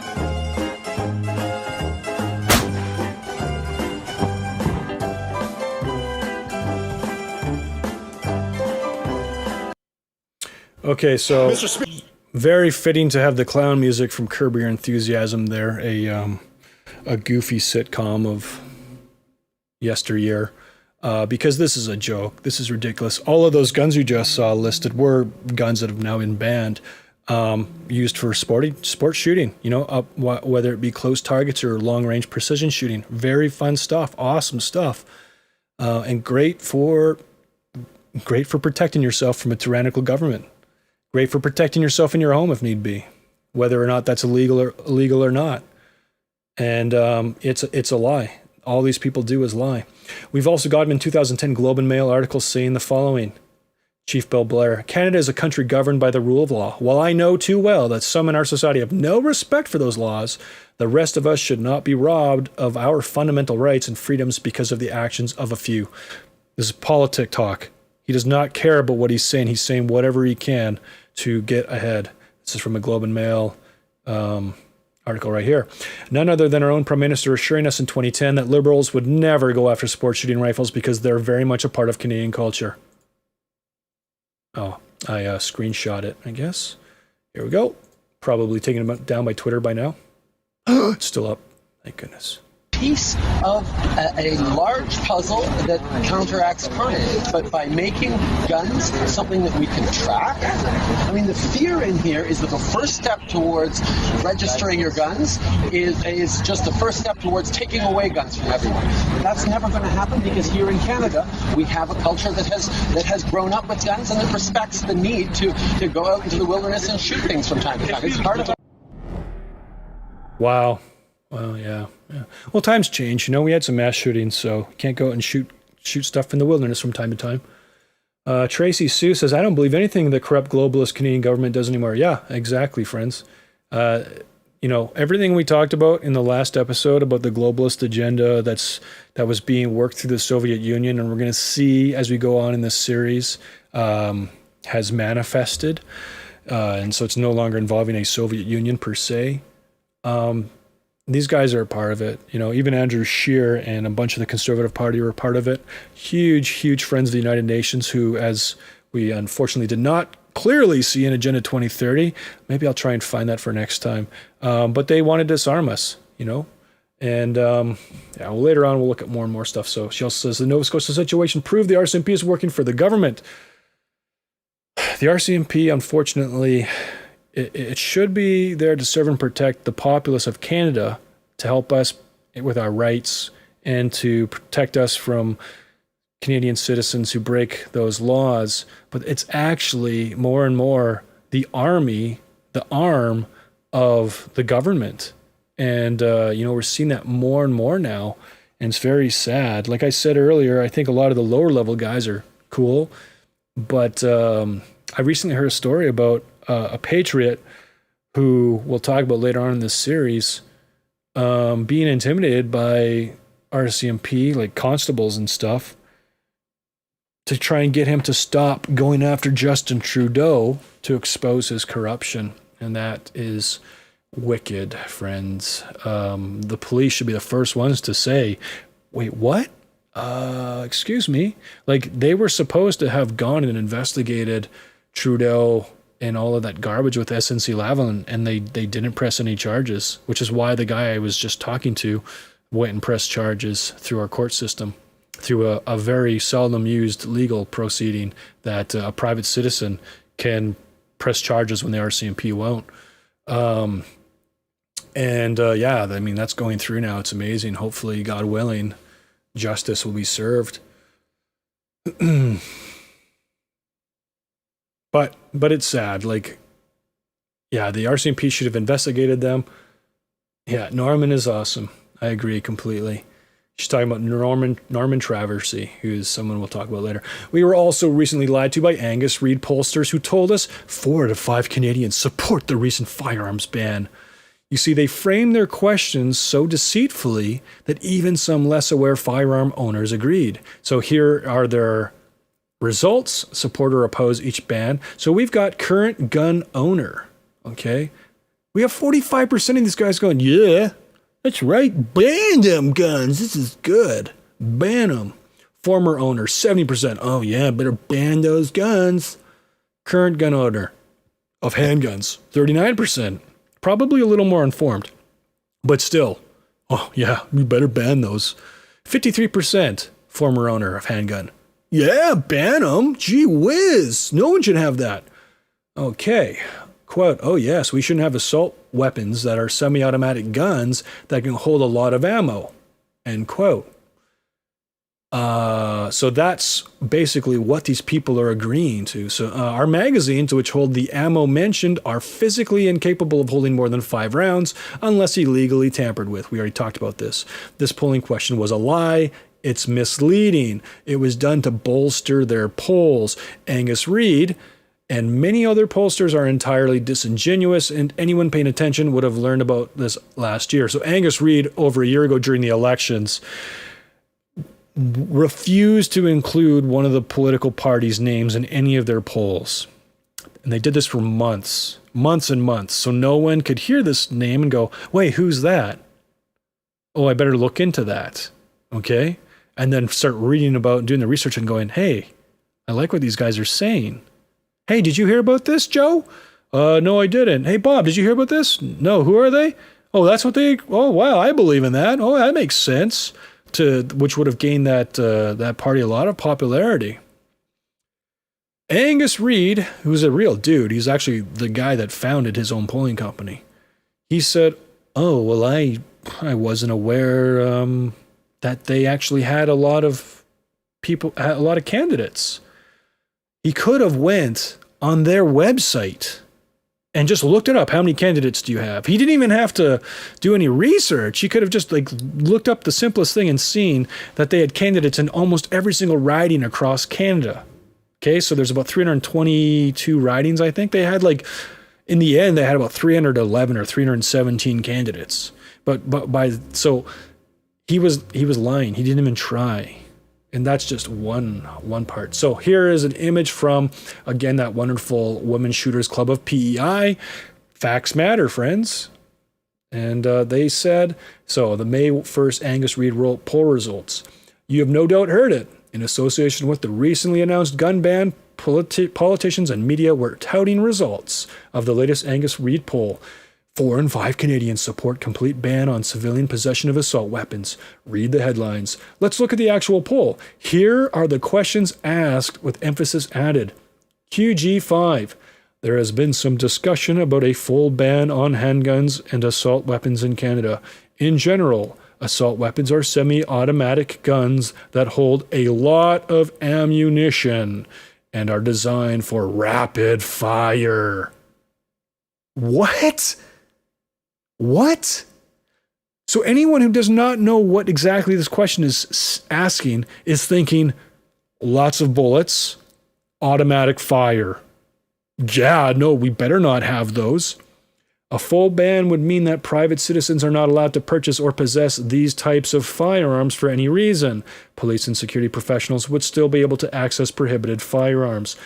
Long guns, example, non-automatic rifles and shotguns used for hunting and recreation, would not be affected. Would you support or oppose Canada having a complete ban on civilian possession of handguns, assault weapons? So, friends, they lied in the fake poll so that they could then turn around and tell everyone, see, guys, this is the support we have. When the people didn't even know what they were being asked. People don't want assault rifles, but assault rifles have been prohibited in Canada since 1977. As our members know, semi-automatic center rifles and shotguns are limited to 5 rounds in Canada. Fully automatic firearms are already prohibited in Canada, so it's no surprise that nearly 90% of those polled who indicated they know nothing about existing gun laws and regulations supported a ban, while the majority of those who know the laws and regulations well opposed a ban. Finally, the ban does affect guns being used for hunting and recreation. Facts matter. So, like I pointed out, even gun owners of handguns, former and current and assault weapon, current and former, they did not understand the question, or they thought they were talking about banning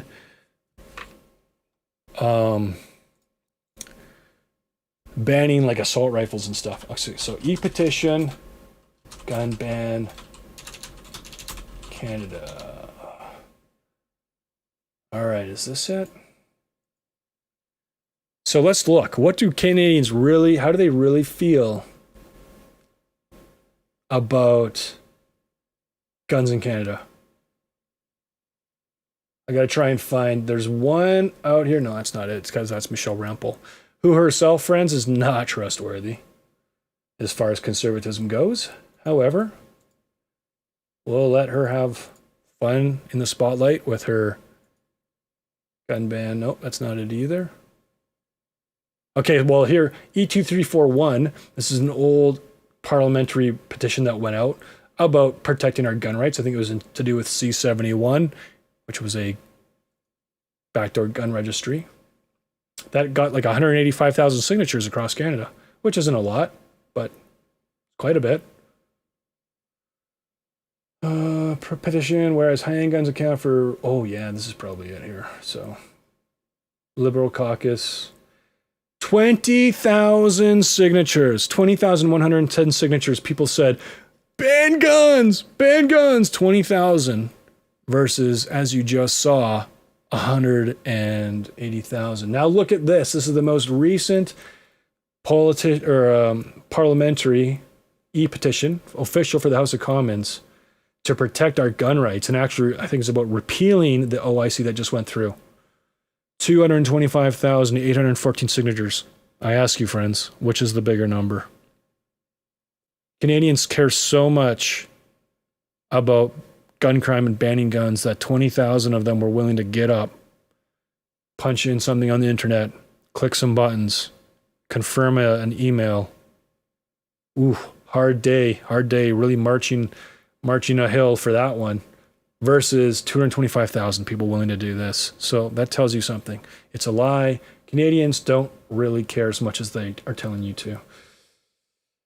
Tracy says, unfortunately, most people, both Canadian and American, are completely brainwashed and can no longer think logically for themselves. Well, we talked about that in the last episode, Tracy, about how part of the Marxist agenda was to take over our schooling system, and it took 15 to 20 years to indoctrinate a whole generation.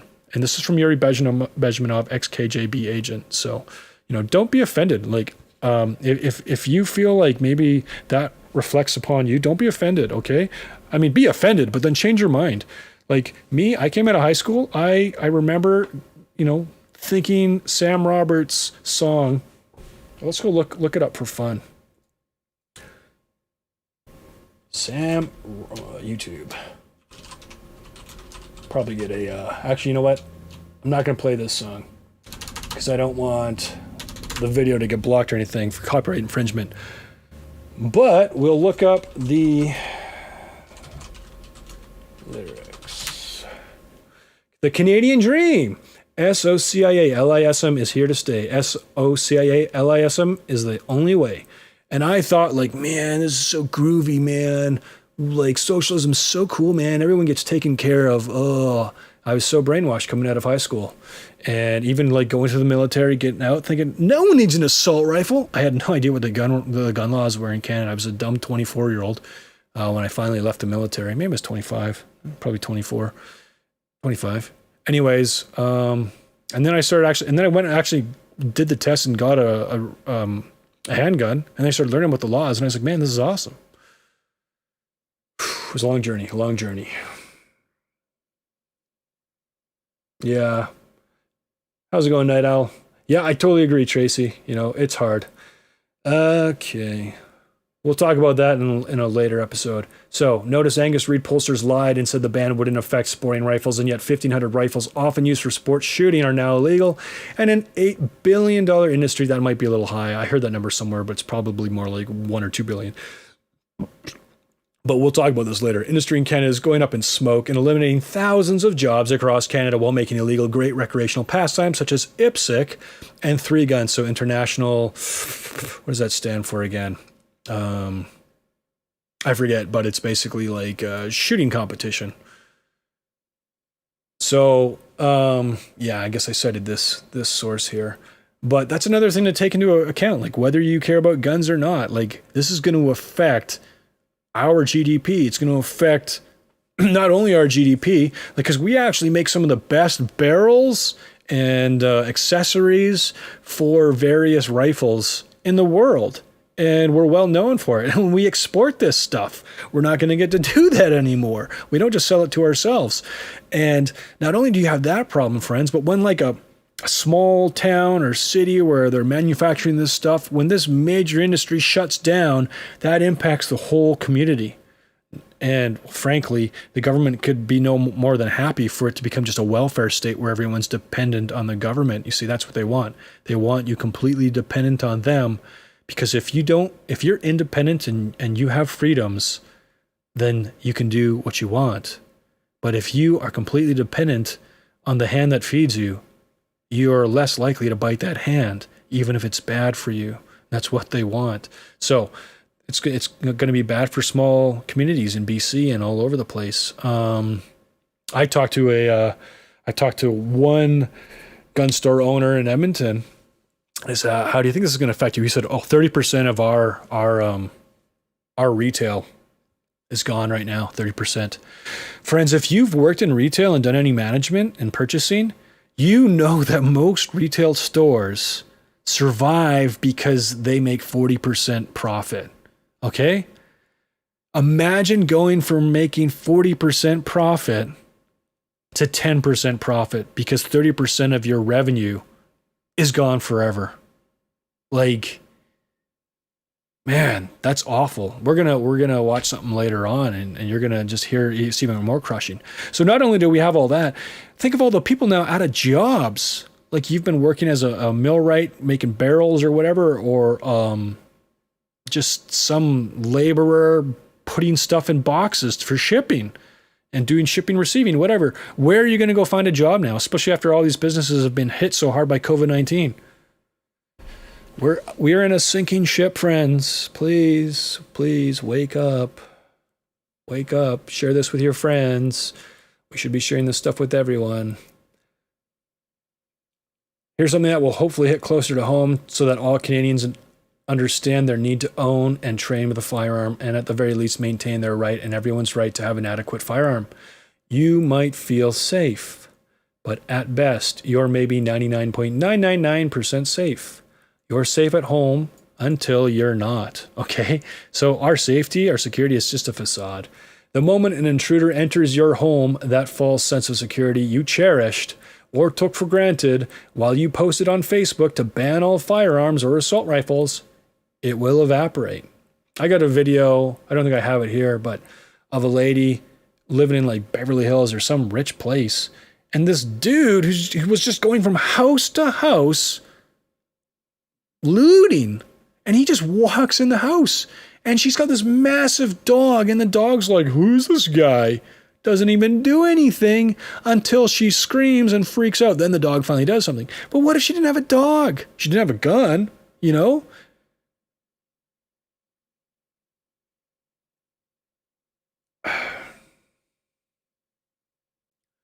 So, watch the following videos from Canada to see how fast home intrusion can happen.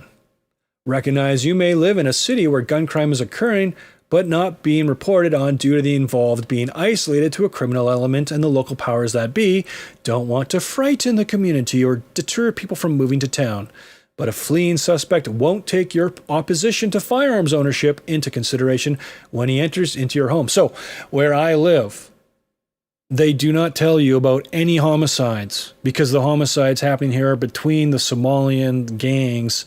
I think some are Korean. Anyways, it's gang people mostly killing each other, okay? So they don't tell you what's going on. My friends in the RCMP and in other first responder groups have told me we have between 5 and 15 homicides a year. We have a population of 60,000 people, all right? That's crazy. You should know about that. And here's the thing, they don't tell us because they don't want to frighten us. They don't want to deter people from moving here to work and pay taxes. But when someone kills someone and then they hear sirens because someone in the apartment has phoned the police because they just heard 2 or 3 loud bangs that did not sound like someone crashing their pots and pans together while unloading their dishwasher, that dude's now running, and who knows how the circumstances unfold. He might run into someone's house to flee the police. Now that person is a potential hostage or another potential victim. That's reality. I can't even recall the number of times where parts of our town, well-to-do parts, where you'd think, oh, there's no crime here. It's the average income here is very, quite high. We got to be like $100,000.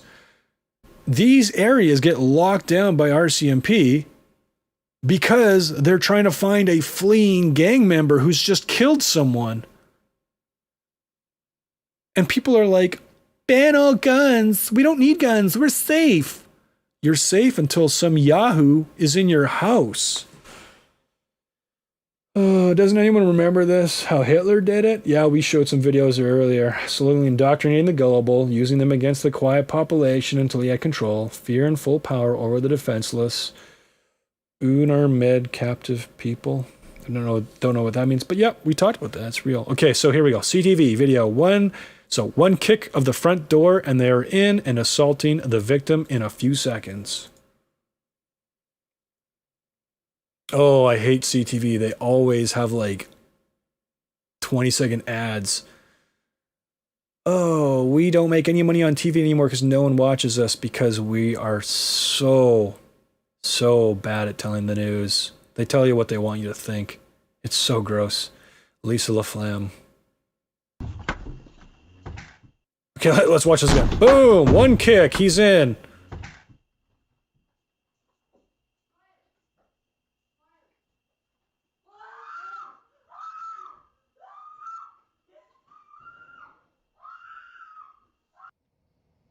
Okay, so here's them like scoping it out like earlier or something, or in another part of the community, I forget. And it's caught on camera. But what they're doing is they're doing reconnaissance to see, hey, what kind of places can we try and get into? And I guess they marked down that this was a good one to go into. Montreal. Is this in Montreal?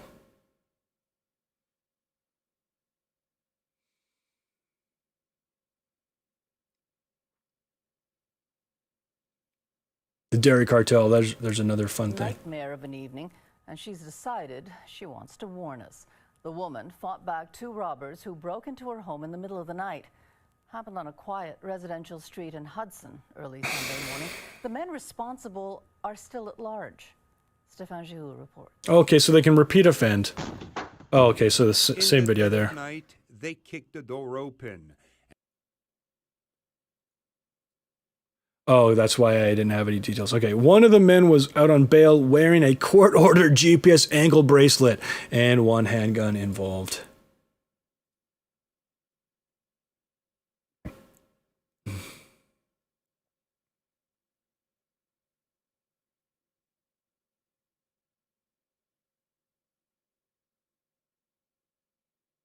Oh my gosh.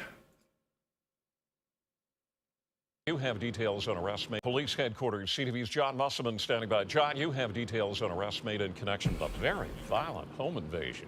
You're right, Ken. Violent and potentially deadly, all captured on security cameras. Police have arrested 4 people, but 1 man is still outstanding, and the video is quite dramatic. It was a violent home invasion captured on security cameras. 2 men rushed into the victim's apartment near Yonge and Sheppard. It happened in February of this year. The victim tries to fight off the attackers. 2 gunshots were fired, and one of the suspects stabbed the victim in the head with a screwdriver. Oh, that must feel pleasant. So here you see him trying to control the gun so it's not pointing at him.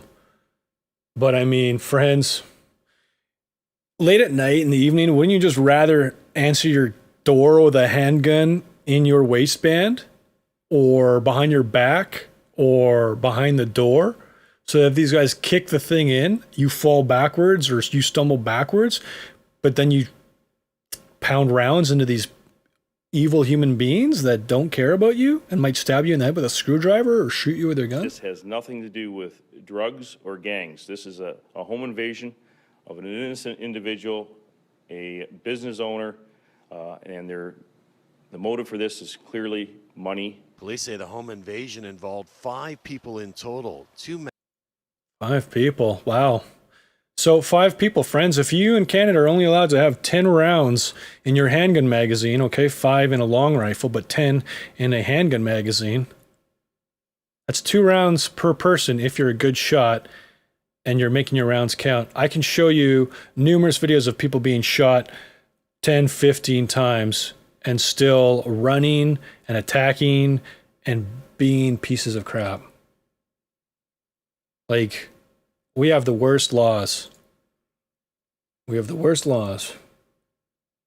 Let's see. Here's another one. 4 assailants, at least 2 armed with guns. Got a bunch of links, probably just a bunch of details. I'll just show one.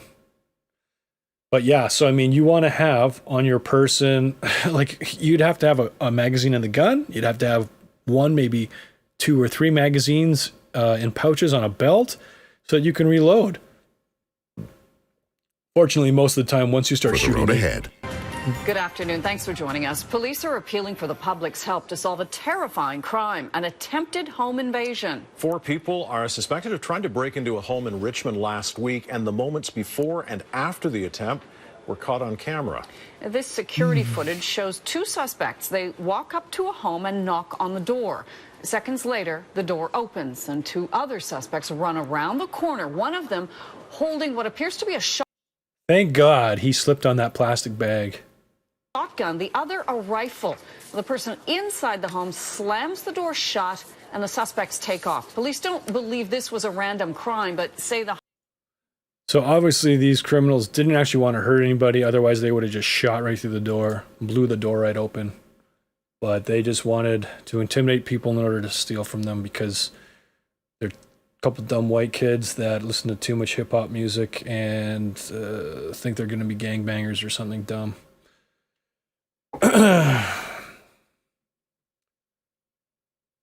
Let's see here. Over north of Toronto, 3 handguns involved. Is this the one? Yeah, I think this is the one. The dudes, yeah. Okay, here's the...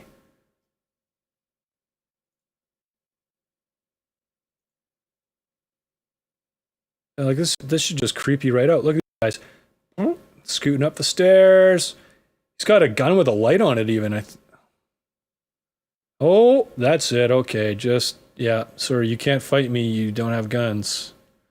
Oh, I just smoked your son in the face. Smashing him in the head now. Okay, I'll do what you want. Please don't sodomize me. So, yeah, Tracy says it's happening everywhere. And the reality is, friends, these are just the ones caught on camera. How many of your friends do you know have cameras in their houses right now? I don't know many. I know a few, right? These are just the ones caught on camera. This is happening all the time. Okay, so this may not seem like a lot of videos for a nation, but not everyone has a security camera on their door. Furthermore, not everyone has their video uploaded in some way for others to see. That's true too. In my experience, police response times are approximately 2 minutes as I live in a downtown urban area. I guess I'm fortunate. In Winnipeg, so I've had to call the cops a couple times. There was someone breaking into our stairwell access to the apartment because idiots got drunk, forgot their keys somewhere. And I just didn't know if it was an intrusion or not. And then another time, I heard a gunshot in a nearby trailer park. But yeah, they got there within 2 minutes because they just happened to be patrolling the area because where I live is not the best. Anyways, in Winnipeg in 2013, quote, research found for priority 3 calls, which include assault with a weapon, hundreds of people waited an average of 77 minutes in the city's core area. Holy smokes. The union says it also took officers 51 minutes to respond to child safety calls, 53 minutes for reported stabbings, and 26 minutes for shots fired. But in other major centers, we could expect a response time of under 17 minutes. 17 minutes is still horrible. It's even worse in rural areas where response times are at least 20 minutes to an hour and people are left defenseless. So rural crime, especially where in the province I'm in, is just skyrocketing right now because I don't know, socioeconomic reasons. But during the election run-up, I was actually at a dinner for one of the candidates, and different people from the community were invited from our riding to come and voice their opinions, regardless of whether they were even interested in this party at all. And some of them were from a rural area, and they said, oh my gosh, like we had people breaking into our lot where our equipment is, and we're stealing stuff, and it takes like an hour for the police to get there.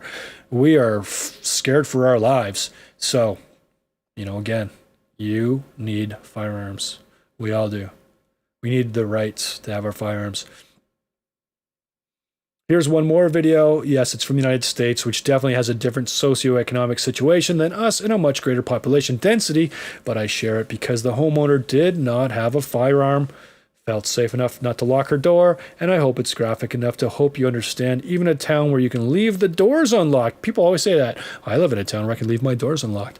The world we live in is a dangerous place, and everyone should have the right to own a firearm to protect themselves and anyone else they choose to. Oh, this is a horrible video. I won't play it for very long.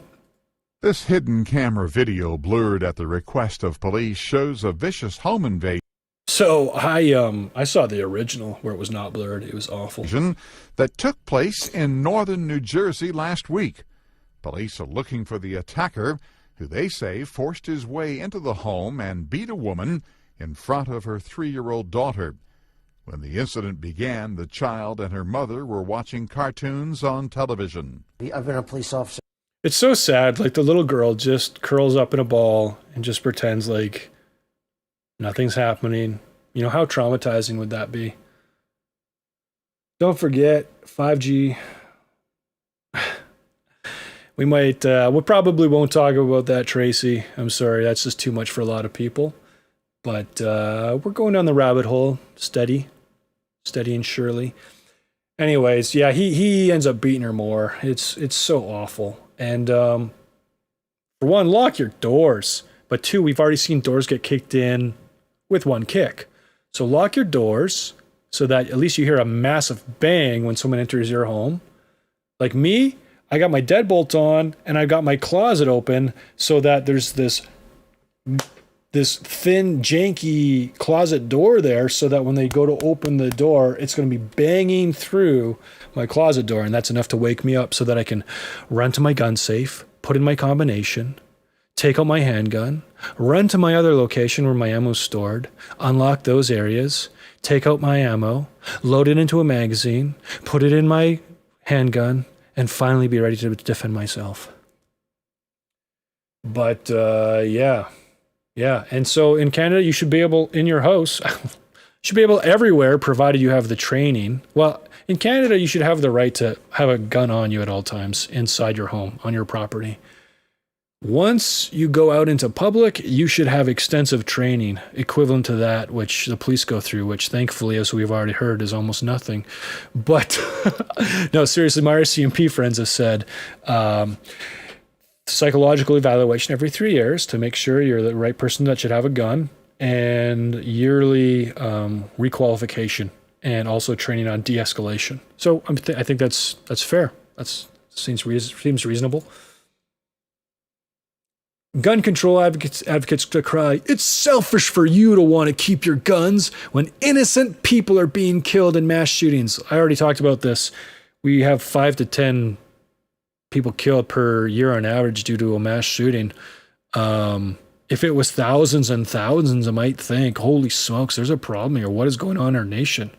But it's not. It's not. Even in the United States, it's like less than 50, and they have like 350 million people living there. This is all fear mongering to try and get you to push for everyone's guns to be taken away so they can take over. And mind you, I know the stuff I'm telling you is scary, but I'm telling you this so that you have the knowledge to want your rights rather than give up your rights. Two different things. Two very different things. All right. Well, my friendly gun control advocate, it's selfish for you to desire firearms to be removed from the hands of myself or anyone else who desires to protect themselves or their loved ones or their neighbors just because you naively feel safe, especially if you're a wealthy individual with political sway living in a gated community with security on duty, or are a politician who has an armed detail escorting you. Friends, that's like hypocrisy. You have these politicians that have armed guards with them all the time saying that you shouldn't have a gun to protect yourself when they're surrounded by people with guns to protect them. The last mention of safety revolves around liberty. I won't harp on it. I've had enough discussions now to be entirely bewildered by people's historical ignorance. But dictatorships almost exclusively arise out of a disarmed populace. It's always done in the name of safety and offered up with a feigned promise that people will be safely protected by the authorities. We're still relatively free, yet look at how truly unsafe we are in homes and in public. If we can't be assured safety now, how would that improve when no law-abiding good guy citizens have firearms adequate to fend off as many as 3 bad guys with handguns, as you saw in the earlier home invasion video? I'm an infantry veteran. I've been to Kabul, Afghanistan. I've seen the aftermath of a country where the people were unable to protect themselves from oppressors, in that case the Taliban. I've also seen that security came thanks to guns in the hands of the relatively good people, soldiers. Our freedoms in Canada have come thanks to firearms in the hands of soldiers willing to go abroad and fight and die if necessary. Your freedoms here at home do not come from the ballot box, but because there is an armed populace adequately armed, which keeps deceitful politicians cautious about taking those freedoms away. If you don't speak up in 2 years, those adequate arms will be removed. And the freedoms, so I'm talking about the fact that there's a 2-year amnesty or whatever for the ban to be completely finalized. and the freedoms will only continue to erode, but at a quicker rate. Venezuela took 6 years. So under Hugo Chavez, the government banned private gun ownership in 2012, but overall crime rate has kept increasing since, end quote. Of no coincidence, so did Hugo Chavez's and then Nicolas Maduro's centralized power. So they said this is for your safety, took away the guns, and then started implementing more and more socialist, oppressive control until we have what we see now, friends, where their nation has completely collapsed. Looking at the United Kingdom, okay, who is touted by advocates as having banned all guns, still has nearly the same gun crime per capita as us, with less than twice the population.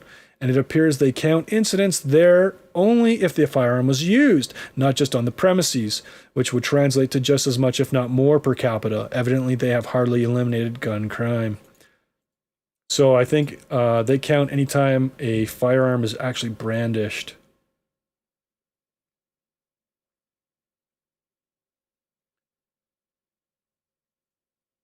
So because we have these hugely inflated numbers because it's just a firearm on the premises where a violent crime occurred, whether the gun was used or not, versus them, they have much lower numbers. Not much lower, but they're actually counting a gun being pulled and used to some extent, even if it's just to intimidate. So, it's not really helped them. It's a lie. We need to stand firm and petition for our rights to be protected. Even if you don't own a firearm, you should definitely protect your right to acquire one in the future, hopefully the near future, and then keep it and train with it. Sign the petitions below to ensure you confirm the follow-up emails and share this with everyone. We already looked at 2574, then there's 2576, very similar, but sign them both. This will also send a loud message to our government that we do not appreciate them forcing massive and sweeping laws upon us without due process. Friends, it was COVID-19. They had Parliament shut down. No one could even debate it. None of the representatives we voted for to defend us in a situation so silly as this had any say whatsoever. They just used an order in council and pushed through a ban which prohibited all these firearms. I highly recommend following the Canadian Coalition for Firearms Rights. It's actually no S. To learn stats and laws and hear what they're saying. So yeah, it's great to check them out. You can become a member and donate. They also have a quiz you can take and possibly win a Tim Hortons gift card. So they've got a questionnaire, ask people what they know about gun laws. Oh, this is their channel. Let's just look at it really quick. They've got awesome information here, guys. Definitely worth checking out. And they've put together some really nice episodal shows that just show like what is the gun culture in Canada really like? You know, what are they doing? So you've got like sports shooting, hunting topics, everything. It's really great. We'll watch one of their videos later if we have time. It's getting pretty late. I don't know. Maybe I'll just keep streaming as long as people are watching. Like I've got at least 6 people watching right now. At least.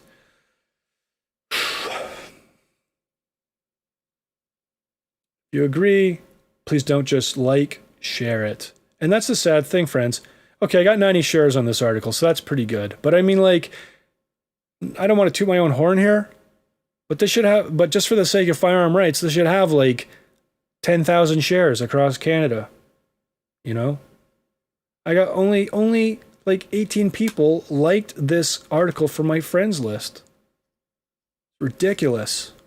Again, it's not about me, it's about just the truth. People are afraid to share the truth, and there's so many people that don't care about the truth. This other guy wrote this. It's not written by myself, but it's a thoughtful article regarding the dishonesty of our government body concerning this recent gun ban. Here it is in case you want to come back and read through it. Oh, here's a fun one. I keep hearing, who needs a gun anyway? So many people say that because they unfortunately don't know what's going on. I keep hearing, who needs a gun anyway? In Canada, most gun crimes committed by criminals with legally owned firearms. Toronto was a prime example. So this is an example from the United States. They're in a small, probably single-level home. Doors right here with the master bedroom right here. These dudes kicked this door in like it was made of newspaper and paper mache. All of them have guns, man. And what saves them? Dude just starts shooting from his bedroom in the dark, and these guys take off. Unless we Canadians band together to resist and reverse this unwarranted ban by Trudeau, we will only be leaving ourselves vulnerable to such criminals and worse. Government oppression. Just ask Venezuela. We just talked about that. Gun laws do not protect us. They disarm us. Cook County is where Chicago is. Cook County is where Chicago is. It has some of the strictest gun control in the United States. They also have 60 to 80 shootings every weekend. The UK banned most firearms. They still suffer gun crime. They've even had mass shootings. It was mass shootings that made them get rid of their guns, but they still have mass shootings. In reality, more law-abiding citizens should own a firearm. In reality, responsible gun owners in Canada should be able to receive training to receive the ability to conceal carry. That means you can hide a weapon on you, a handgun to protect themselves and others if they choose under Good Samaritan laws. We already have Good Samaritan laws where if you see someone in need, like choking to death, you're obligated to do something to help them, even if it's just call the police. But I mean, my gosh. I guess you should not necessarily have to throw yourself into a dangerous situation if just because you have a gun in your waistband, but you should be protected by law if you're using that gun to go protect somebody else. We should have a version of castle law. We should have a version of stand your ground law. We talked about this one earlier. I don't think it should be quite as intensive as quite as lenient as some of the states, but we definitely need it. And stand your ground law means you don't have to retreat from where you are in, let's say, a parking lot if someone comes up and points a gun in your face or a knife in your face, because you should be able to defend yourself with a handgun. And the reason for that, friends, is because if the law says no, and it does in some places, you have to do everything reasonable to de-escalate the situation and flee and not use your weapon to protect yourself. In the process of running away from a bad person, when your back is turned, they could be stabbing you in the back or shooting you in the back. Or you could trip over a parking block and crack your skull open, and then they do whatever they want to you while you're unconscious or losing consciousness while your skull bleeds all over the pavement. You know, that's just the reality. So no one should have the right to make you, for fear, run and hurt yourself, and you should have the right to protect yourself.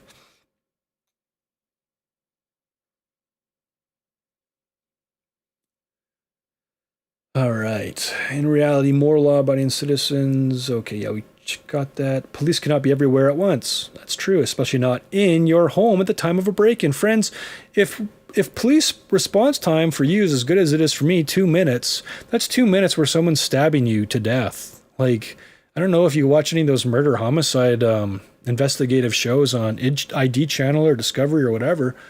Like, in 2 minutes, people can be stabbed like 46 times, you know? Why would you think your best option is to try and hide in your closet on 9/11 or on 911, you know, talking to a dispatcher? Your best bet is to be able to pull out a gun and call out that you're willing to protect yourself or do whatever you want. Heck, move stealthily in the dark if need be.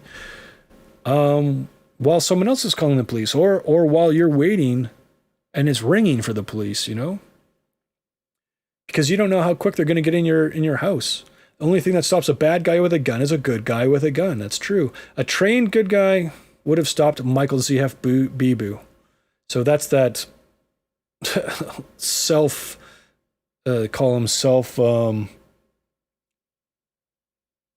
oh my gosh. When you have a dude who joins ISIS via the internet, self-radicalizes, right? And then he says, yeah, I'll just go whatever. So he did not have a gun license, friends. They never said, as far as I know, how he got a lever action capable of holding like 6 or 7 rounds, and just went off and shot a reservist at the Unknown Soldiers Monument. A trained good guy would have stopped the New Brunswick shooter. So, true facts, friend. Someone probably could have shot the Portapique dude. A trained good guy would have stopped the Danforth shooter. Okay, so that was when that guy in, I think it was New Brunswick, had a thing against the cops and wanted to shoot cops. Oh, on that note, I suspect now, okay, I don't know, whatever. I suspect that the guy in Portapique, Wortman, found out that something in his life was changing forever, and he said, you know what, it's not worth it. I'm going to kill as many people as possible. And maybe it was that the RCMP said, you know what, we can't use you as a CI anymore, or something. I don't know. Here, conspiracy theory. This is the tinfoil hat stuff. And I say this very, with a grain of salt. But what if this guy already working for our government being given hundreds of thousands of dollars to go do illicit activity in hopes of catching criminals? I mean, I wonder how many arrests his involvement actually led to. That's some facts I'd like to look at. Can you imagine? He's working for them for years, dealing with criminals, smuggling, making buys, and it led to no arrests because they didn't care. Anyways, what if they just said to this guy, kill a bunch of people, get out of here, because we want to ban guns.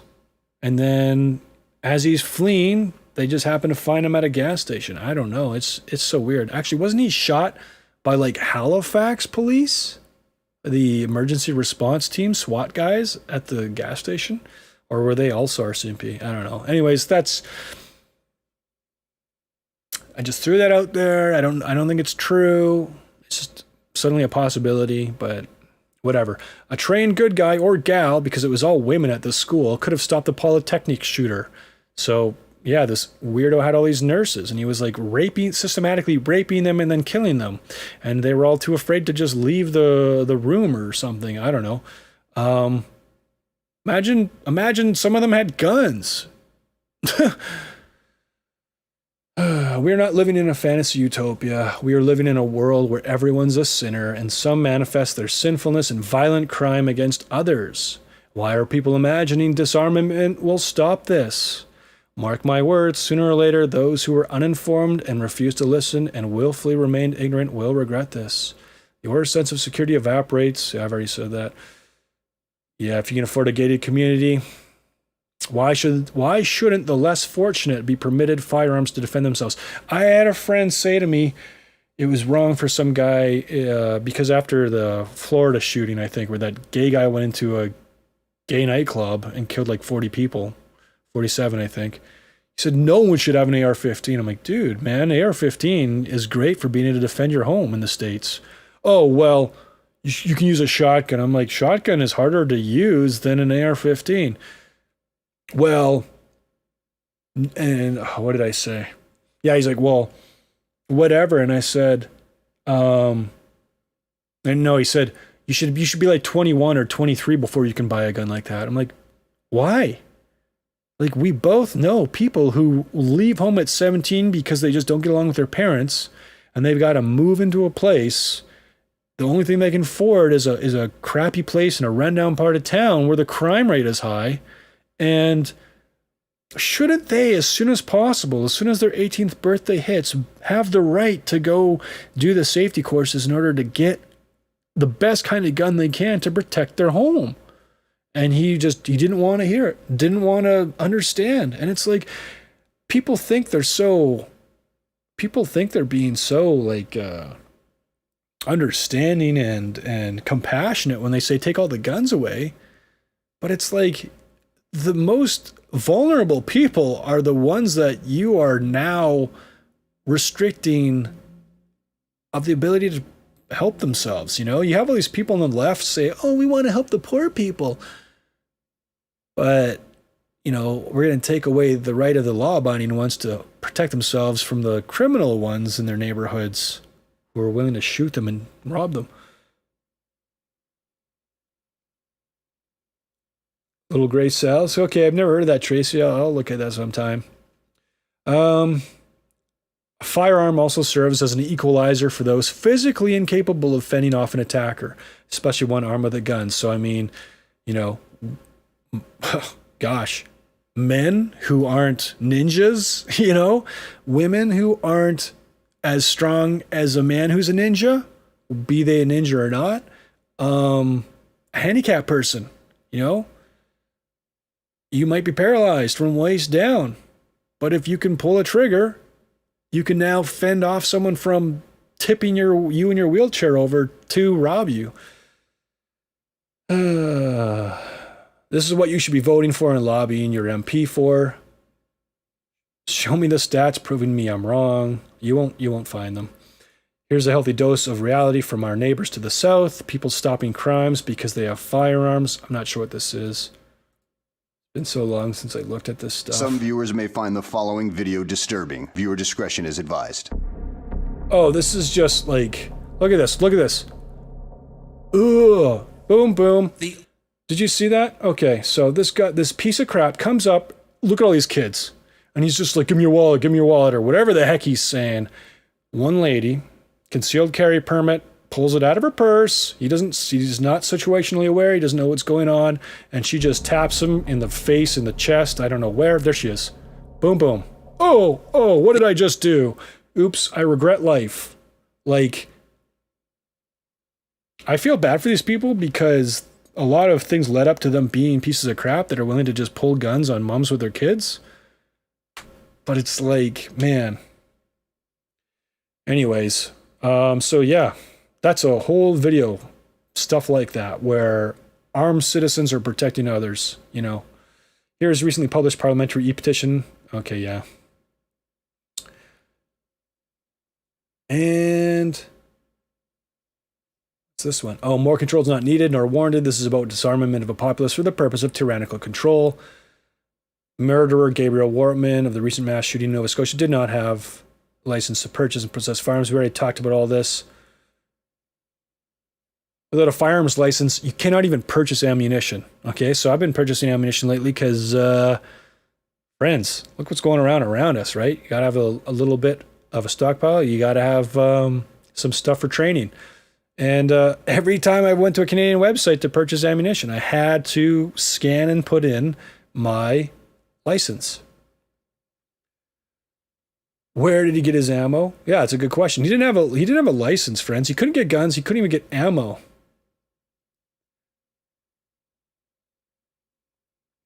Talk about police response times here. Oh, then I talk about so I break down the time he called. It was 13 hours before they finally killed him, friends. That's 13 hours of carnage. That's 13 hours where it could have been your house, you know, had you lived there. Like, oh, man. What's this one here? You've heard of those guys that eat, breathe, and sleep hockey? You know, they live at the rink. Well, when a legitimate home invasion happens, you will not have a whole lot of time to decide and act decisively. So here's that screenshot I showed you earlier. This is awful. Nothing untoward going on in this house, but the sound is important here, so let's listen in.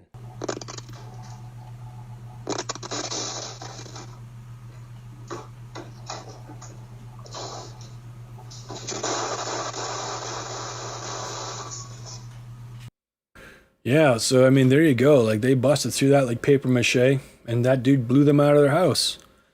Good.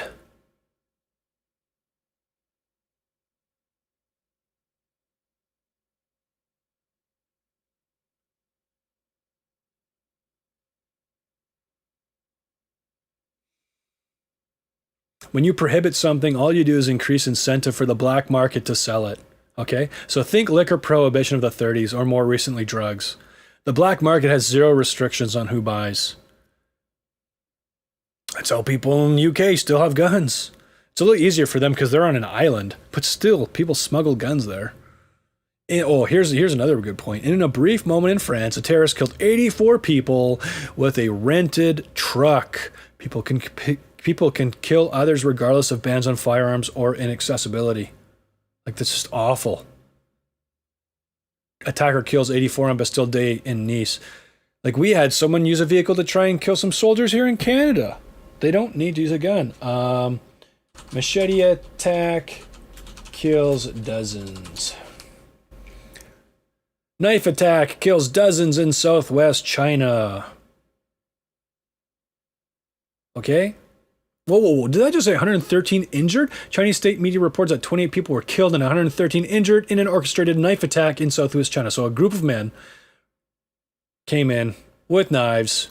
You don't need guns. You don't need guns. In fact, those people should have had guns to protect themselves. Dozens killed in machete attack. 33 dead, 130. Okay, it's the same thing. But, like, my goodness, friends. You can't outlaw evil. Okay, people are going to be evil. What you got to do is give those who are not as evil, you and me, the ability to protect ourselves and protect others. Think about how many people are going missing, like fast, poof, gone. Acid attacks. Yeah, that's another awful thing. Acid attacks. People throwing acid in people's faces. Real deal. If the people in Portapeak had been permitted to carry firearms on their person, if Canada had castle law and stand your ground legislation, maybe things would have been different. You know?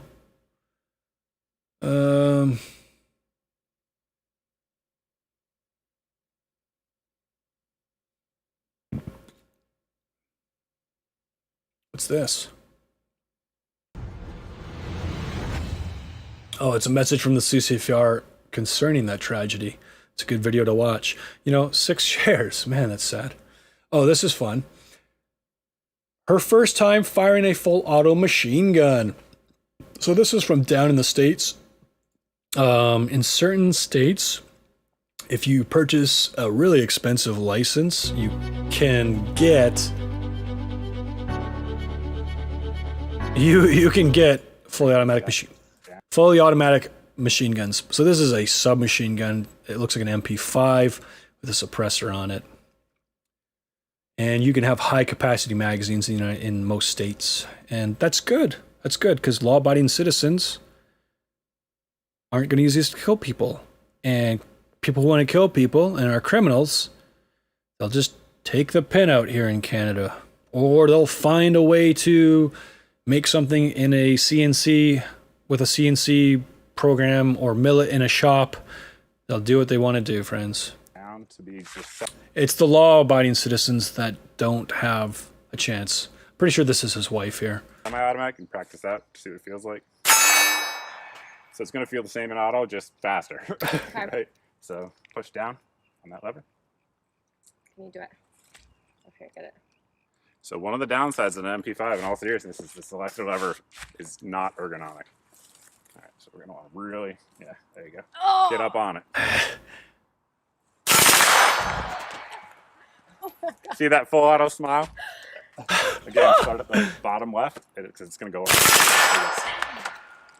I can't do it. That goes. I wasn't even aiming. I was just trying to hold on. So I show that, friends, because, like, it is awesome. It's fun. I've shot fully automatic weapons in the military. I've shot rocket launchers and grenade launchers. It's cool, okay? And in the right hands, good people, it's awesome. And we should be able to get fully automatic weapons here in Canada. I'm serious. You should be able to, again, maybe have to pass some sort of psych evaluation or something, but... Well, then the problem with psych evaluations is what's the standard and who's determining it? Is it? I've had people say to me, you believe in an imaginary sky fairy who you think actually hears you and you can talk to by reading a book? You shouldn't own guns. And this is fellow firearm owners saying, because I am a spiritual dude, a religious dude who believes in God, that I shouldn't have a gun. Like that's awful. Those are the kinds of people that you don't want making the laws, because, man, that is straight up tyrannical and scary. You're still hitting it. Anyways, she really enjoyed that. No problem. No problem. What do we got here? The DL. Oh, okay, so this is from NRA TV. People think NRA is just about helping keep guns being sold and lobbying the government so that gun manufacturers can make money. No. I mean, that may be a byproduct, but primarily they're about people being able to have the right to have and possess firearms.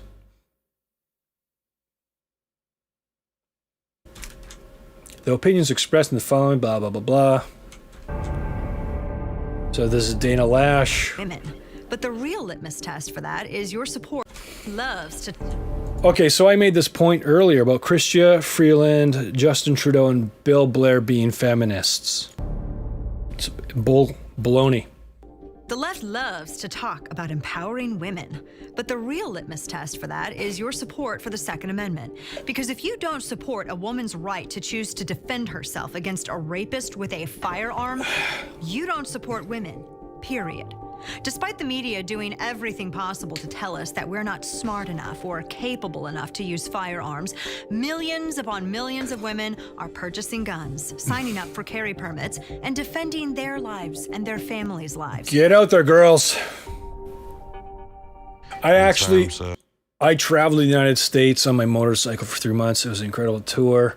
I met one girl when I was in Ohio. And she'd recently finished university. I forget what she did. But yeah, she concealed carried in her purse. And she was actually like a leftist. But she was concerned about rape. I don't know if something had happened to her or something that happened to a friend of hers. But yeah, she was like, oh yeah, I got a gun. And yeah. The market for gun safety training and training to acquire a concealed pistol license. Nowadays, my classes are at least half women. If you go to any local shooting range, you'll see plenty of women target shooting or participating in competitions, and more are hunting. But I think the biggest increase has been the simple recognition of the right of self-defense. Why do you carry? Protection. I feel safe. Yeah. I think most women would say their worst fear is to be raped. I mean, it's a terrifying thing that women have to live with. No kidding. And awful. A lot can happen in the 10 minutes after you call the cops. I'm here by myself with my infant baby. Can I please get a dispatcher out here immediately? Are your doors locked? Yes, I've got 2 guns in my hand. Is it okay to shoot him if he comes in the store? I can't tell you that you can do that, but you do what you have to do to protect your baby. I'm 5'1" and a half and less than 110 pounds, I'll say, and every man's gonna be bigger than me, and they're gonna be stronger than me. I can take all the self-defense classes I want. I can spend 3 years in Krav Maga. He still stands a really good chance of hurting me. Yeah, sorry. Facts matter, friends. It's the only thing that... So I was in a battalion of about 600 people on paper, 3 of whom were women. One was a captain, an officer, and 2 were non-commissioned officers, so corporals. One was a master corporal when I left. The captain was pretty tough. She could keep up with most of the guys. The one that became a master corporal when I left, she was a really good shot. She could run about as good as the guys, but she was not as tough as the guys. And the other corporal was even less tough. And she actually apparently had fallen asleep on her battle school as she was learning to be infantry. And, while everyone else is trying to stay awake, and the sergeant had said, who found out about it, said, no, just let her sleep, basically giving her a free pass. And, truth is, they were probably as good as some of the lower standard guys, okay? Because there were a lot of guys who were not doing push-ups and running on their own free time. We're not, taking it seriously when they got some range time to be good shots. We're not as good as humping, the 80 pounds of gear that we would have when we went to the field to do exercises and then overseas where we carried even more weight. But the reality was, friends, like physically, genetically, women aren't as strong as men. And that's okay. We're both equal, We're wonderful in different ways. I am so thankful women can have babies to make men and women for the next generation. But I'm also thankful that men, for the most part, can be stronger to do, more laborious jobs and protect women for the most part. And I'm also thankful that women have a natural tendency to be more motherly and compassionate and take care of kids, to make better nurses and teachers, and maybe even better doctors and better principals. Although the education system is a unfortunate indoctrination camp, as we learned in our last video from Yuri Bezmenov, the KGB guy. But anyways, point being, like, get guns in the hands of women. It equalizes me against somebody that weighs, let's say, 100 pounds more than me. I can't judo or karate my way out of that thing. A firearm is the only thing that gives me a fighting chance. There are some people, believe it or not, who believe that a woman cannot appropriately and effectively use a firearm for self-defense. Because you just don't know who you're going to be shooting at. And you don't know if... I want you to notice something, friends, especially if you're Canadian and you love the liberal left, NDP, the Greens, the Liberals. This D down here means he's a part of the Democrat Party, which is the American left. And you hear statements from the Democrats like this all the time. We saw Joe Biden earlier, Democrat, vice president under Obama, Barack Obama. You know, women, you just buy a shotgun. Buy a shotgun. You don't need an AR-15. You feel like you're going to be raped, or if you feel like someone's been following you around, or if you feel like you're in trouble, and when you may actually not be, that you pop out that gun and you pop around at somebody. As a personal protection. That's against the law to just pull out a gun and shoot at someone because they're following you. Well, there's already laws to stop that. An instructor from the last 10 years or so, I can tell you, there is absolutely nothing different about training a woman to use a firearm than it is to train a man. In the past decades, there are more women who are single heads of household in unmarried situations. They are the adult in the household. And it makes a person think, what are all of my obligations? And defending the family is one of those. I have a son at home who counts on me to come home. As a mother who carries, as a mother who has a concealed carry permit, that's an extension of me protecting my children. I'm the mama bear here. These are my cubs. I got to do what I can to protect them. My mom is anti-gun, and my family is in general. And the proudest moment I had was showing my mom how to use a shotgun in the house. She felt more protected because she knew how to protect her children. I let them know I had a gun once they was in the house. The chief of police says she did the right thing.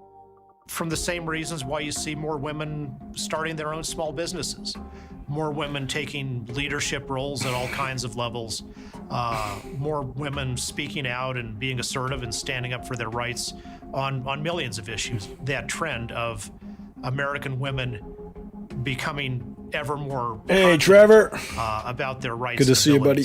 As Rebecca wrestled with Charles, she called for her sleeping daughter to grab her gun. I loved her before, I love her now, but she's my hero. It could have turned out to be very tragic for us if she did not have her permit and we didn't have that gun in the house. It's part of her humanity, being able not only to defend her life, but I think what we've lost in this conversation is also defend her dignity. I didn't realize how much of a subconscious fear I had of someone coming in at night and hurting me. And it's actually just gone away because I know I can defend myself. I mean, talk about a war on women. I think those who would disarm women, that's a war on women. Yes, it is. is. If a woman doesn't even have a free choice to protect herself from a home invasion, a rapist, a robbery, or whatever, that's the ultimate form of disrespect for personhood, whether it's in a feminist Chuck context Schumer. or any context. No, I don't think that you can advocate for women's rights and then also say that a woman should not have the right to protect themselves with a firearm. I think it's incredibly hypocritical for any politician to talk about a woman's right to choose what happens to her body without acknowledging they have the right to protect that body and they have the right to choose how to protect their body. They seem to want to put that responsibility on someone else who can't provide it, specifically the government. At the time of my attack, I had obtained my concealed carry weapons permit. However, being a law-abiding citizen, I left my permitted weapon at home, and the very law that was meant to ensure my safety guaranteed James Bila an unmatched victim. Oh, I just want to say that Actually, statistics are not on your side, even if you had a gun. Chances are... Okay, man. So statistics matter, facts matter. But just because statistically we're going to hear this person open the hole in their face and dump garbage on you. Oh my gosh, oh look. D. State Senator Evie Hudok, D, a Democrat from Westminster. That if you had a gun, then he would have been able to get that from you and possibly use it against you. When I hear them say things to me like, you have more of a chance of being harmed by your own gun, that is not their job. It is amazing. Yeah, exactly. So, I mean, what do you want? Do you want the possibility that you defend yourself with a firearm? Even if it means the possibility that the firearm could be taken from you and used on you? Me? I would take that answer 1,000 times over the other. And more so, I want that opportunity for other people. Like, what ignorance and what just empty conviction or foolish conviction to hang on to something that is so obviously false. Amazing how people who've never been in that situation can make those decisions for other women. Well, the poor little woman. Poor little woman. What if she's being abused by a guy whose only answer is a gun? First of all, the only answer is not a gun. If that woman is in that much concern that she's got to wait, that she can't wait for a few days, she really needs to find other venues to keep herself safe. A gun alone is not going to do it. How long should a woman have to wait if she's being stalked before she can obtain a firearm? My answer is the time it takes for her to get in her car and drive to the gun store and make that purchase. Okay, so now their argument is about just the wait it takes in order to get your gun once you're, because in some states you don't need any licensing, you just go buy a gun because it's their Second Amendment right. I think in Canada, provided they're not a criminal with a criminal past, and you should be able to go get a gun. I believe in all states you need a background check, but unfortunately, I guess sometimes it can take a few days. I know in Canada, your background check it can be done instantly through the computer system. In fact, every single day for a registered firearm license holder in Canada, you can have gotten your license and never bought a single gun, but you have your license, you're checked through the system every single day automatically to see if you've committed a crime in the last 24 hours. Because if you have, the RCMP or your local police are supposed to now come and investigate you and seize any firearms that you have. So we are so safe up here. The story of Carol Bound, who was a hairdresser who lived in New Jersey, and she was one of those women who wanted to go and get her concealed carry permit. She had a very good reason for doing so. Not that you need a good reason, but her reason was very pressing because she was dealing with an ex-boyfriend who was stalking her and who was violent and who was threatening. And that's when she took steps to protect herself by getting a restraining order, installing an alarm system, and security cameras on her house. You know how many women have been killed by stalkers or abusive spouses that had a restraining order? Each one at the time of her death had a restraining order barring. We have the restraining order detailing. Even an order of protection was not enough to She did everything right, filing for a personal order of protection. In that situation, whether it's me, whether it's any woman who has someone who wants to do her harm, has said they want to do her harm, or they know is going to do them harm, and is armed, a restraining order is a piece of paper. Exactly. She knew that she was her own first responder. So she went and applied to get a concealed carry permit. But of course, New Jersey has a long waiting period. And while she was waiting for New Jersey to decide whether or not she, a woman who was afraid and living in fear from her violent ex-boyfriend, could get a firearm, she was murdered in her driveway by her ex-boyfriend while she was waiting to get her firearm. But nothing was enough to save Carol Brown's life from a bitter ex-boyfriend who came to her house and stabbed her multiple times until she died. She was a wonderful girl, very loving. An armed society is a polite society, and That's armed true. and trained women mean fewer rape victims, mean fewer assault victims, mean fewer soft targets. That's what that means. We're not going to give up that right. Armed and trained women, they make the world a better place to live in. They really do. Wow. Michael Bloomberg and Hillary Clinton have never walked the floor of an NRA convention. I have. And so have literally thousands of women who didn't simply go to indulge their husbands for the day, but women who were just as interested as their male counterparts in checking out the latest from Browning or fawning over the slimmer Glock varieties. These women are the face of the empowered American female. So you better get used to women keeping and bearing arms. We had the divine right to bear arms before men decided we could vote. And we're not giving it up without a fight. Wow. Okay, so yeah, that's an old saying. I think it's actually was written down by one of the American founders or someone later on, but an armed society is a polite society. So if you don't know if the person in the grocery store that you're near or walking by in the aisle might have a gun on them, are you more or less inclined to, in a rush, agitated, whatever, just bump into them like an ignorant jerk? Probably not, because you don't know if that moment might escalate to them, getting in an altercation with you where they're now justified to shoot you. So people are going to be more polite to each other. Right now, Americans are all upset about white woman pulls gun on black woman during an argument. Let's see if we can find... Oh, 34-second clip. Of course, it's the 34-second clip. But we don't want to see the tiny one that just shows her horribly in the wrong. Let's... Full video. Full video. 309. All right, here. This is probably it. Wants to violate a 15-year-old. No, I'm asking a question. She's a child. She bumped into me when so if she did something wrong, she needs to apologize. If she did this something ignorant wrong, woman bumped into a 15-year-old. Correct? And you're on camera. Okay. You're feeling threatened. Okay, well, go in. No, Mom. I got this. You're blocking me from getting my car. No, we weren't. No, we weren't. See, she's holding her belly. It's either because she is appendix carrying, meaning she's got a pistol down the front waistband of her pants in a holster, or she's pregnant and she's holding onto her baby.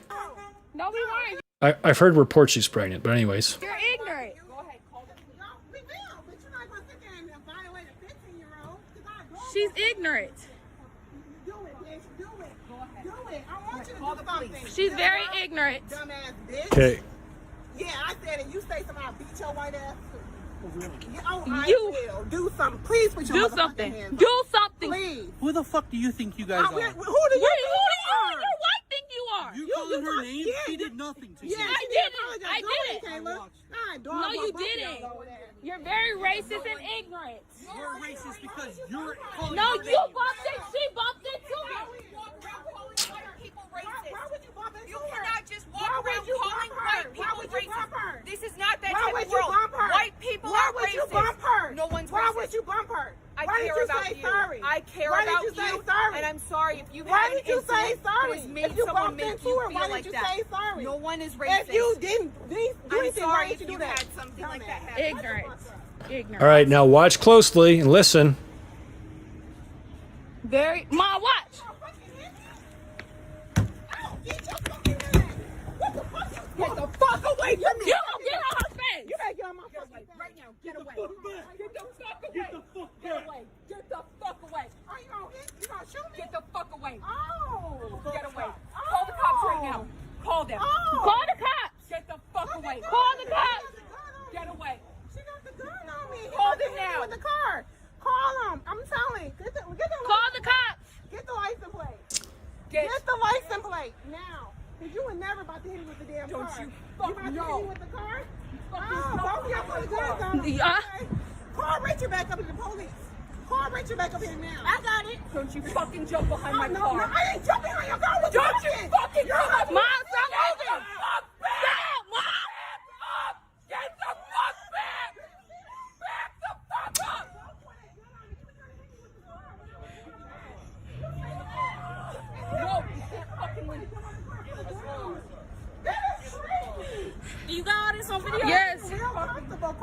Mom, stop walking.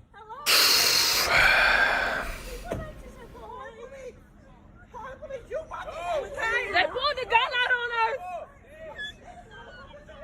These white people, they're so racist. They pulled a gun on my mama, both of them. It was a white lady and a white man.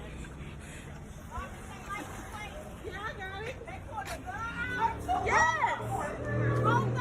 Okay, let's dissect that. Oh my goodness. So, we don't unfortunately have all the context. We don't know what happened. It sounds like the white lady bumped into the 15-year-old girl and did not apologize. Friends, show of hands. Who's had someone bump into them and not apologize? Did you make a scene, or did you just think that person was rude? Did you get out your camera and hound them for minutes and minutes and minutes? Probably not. Probably not, because you're probably a semi-rational human being. Hopefully you're a listening, rational human being who's looking at what's going on in the world and trying to put these pieces together to figure out what's going on. This was horrible for so many reasons. I don't care what color the people are.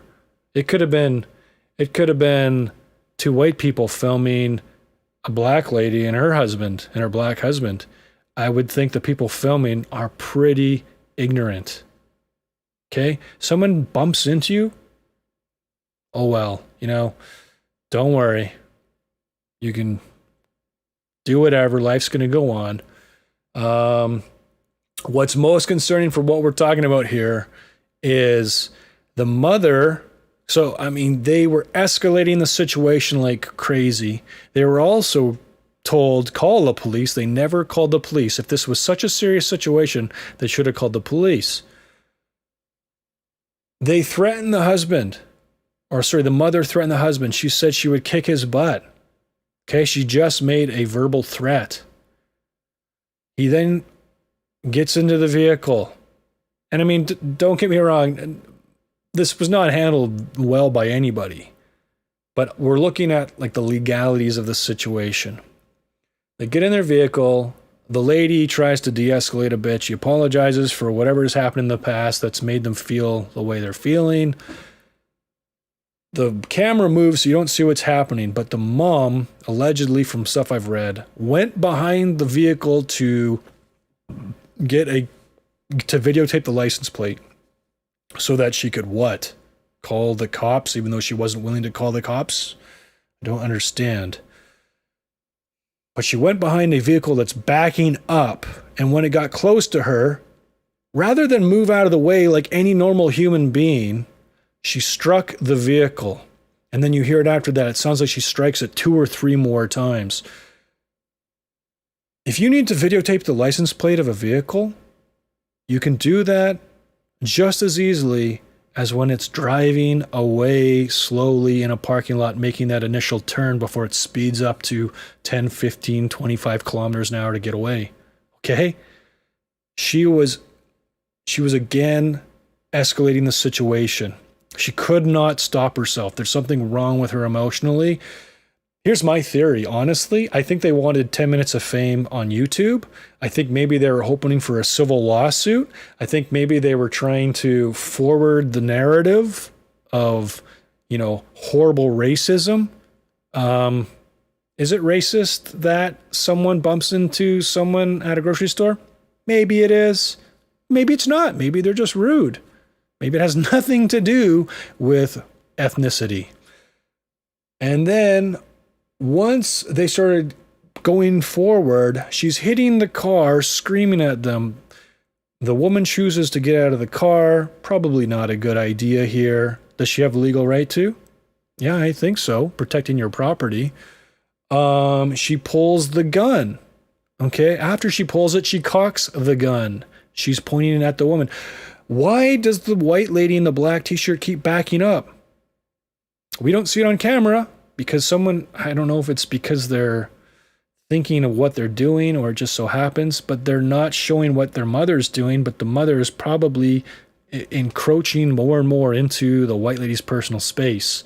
You don't do that when someone's holding a gun. When someone pulls a gun, you say, Okay, sorry. Didn't want this to get this serious. And you back up, you call the police. Okay, you got the license plate number. Okay. But no, she's pushing in on her, making herself more of a threat. People online right now are arguing that legally this woman should not have pulled the gun. If you're feeling threatened, that's when you pull the gun. Now, had she shot this woman, holy smokes, unjustifiable. Unjustifiable. But that's not what she did. She just pulled the gun. You're threatening me. You're making me feel unsafe. I want you to know that you have to stop because I'm willing to protect myself with a firearm. So this is one of those things people look at this and go, see, a woman shouldn't have a firearm.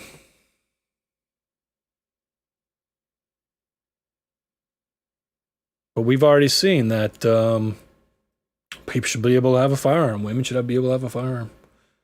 Attention hunters.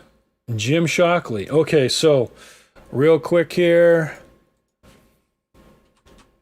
Bill Blair says tweet about 20 millimeter not true. Bill Blair on, so this is May 5th, 2020. Okay, we're right after the ban.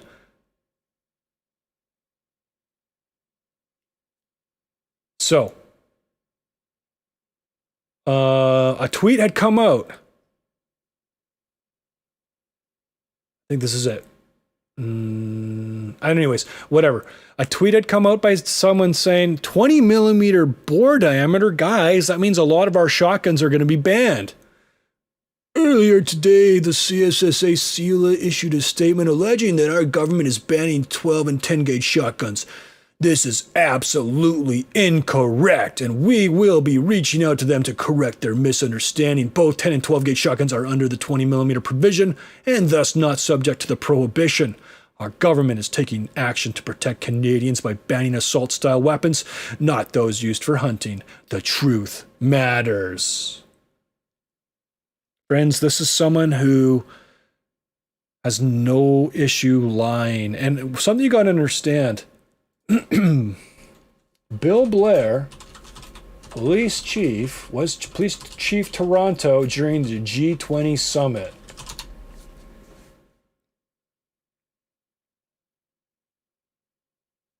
In 2015, I'm not sure what this article is about. I just wanted to pull this up for everyone to look at. Okay? So you are the police chief.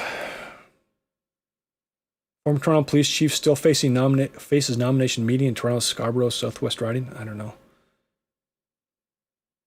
Oh, 2010. That was when the G20 summit happened. His handling of the G20 2010 protests. Okay, so picture this. The wealthiest, most powerful people, the people we're talking about, may be involved in sexual pedophile networks and have nefarious agendas for our future and the future of people all over the world. They meet, they talk about what they should do in the future. Sorry, these are the wealthiest nations in the world, but of course some of the wealthiest people go there. And you're the police chief overseeing all this, making sure that your police are there to keep them safe and keep their meeting from being disrupted or whatever. And I don't know exactly what happened. Maybe he was heavy-handed on the protesters so that these people in the G20 would not be disturbed whatsoever. But while you're liaising with the security for the G20 again and again and again, and who knows, maybe you go to one of the after parties or whatever. Is it just me, or is it a coincidence that later on you retire and become one of the most powerful politicians in Canada after rubbing elbows with the most powerful people in the world and wanting to ban all of the guns, which we've already seen is the agenda of Marxists, is the agenda of the United Nations, is the agenda of wealthy, powerful people who want to control us? All right, so we just saw Bill Blair. We're not going after your shotguns. Here's from the CCFR, Canadian Coalition of Firearm Rights.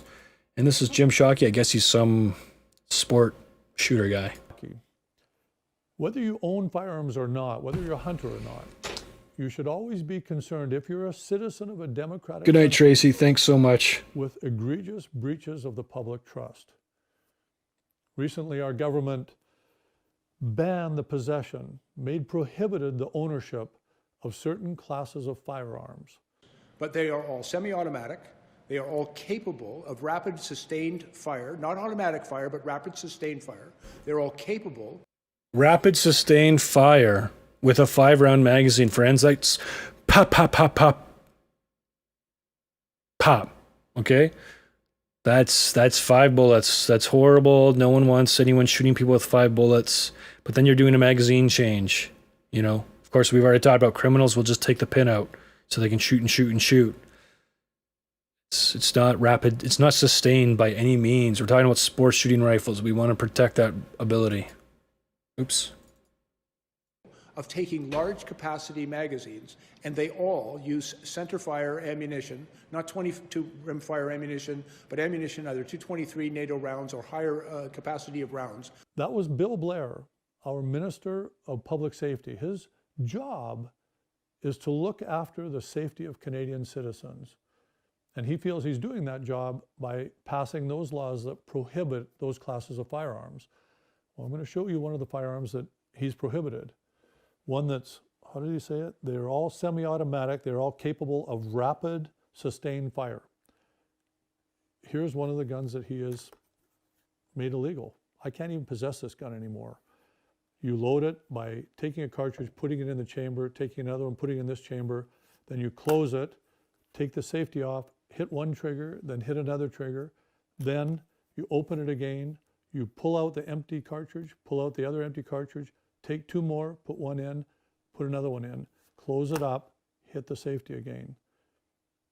They're all semi-automatic, they're all capable of rapid, sustained fire. Bill Blair, our Canadian Minister of Public Safety.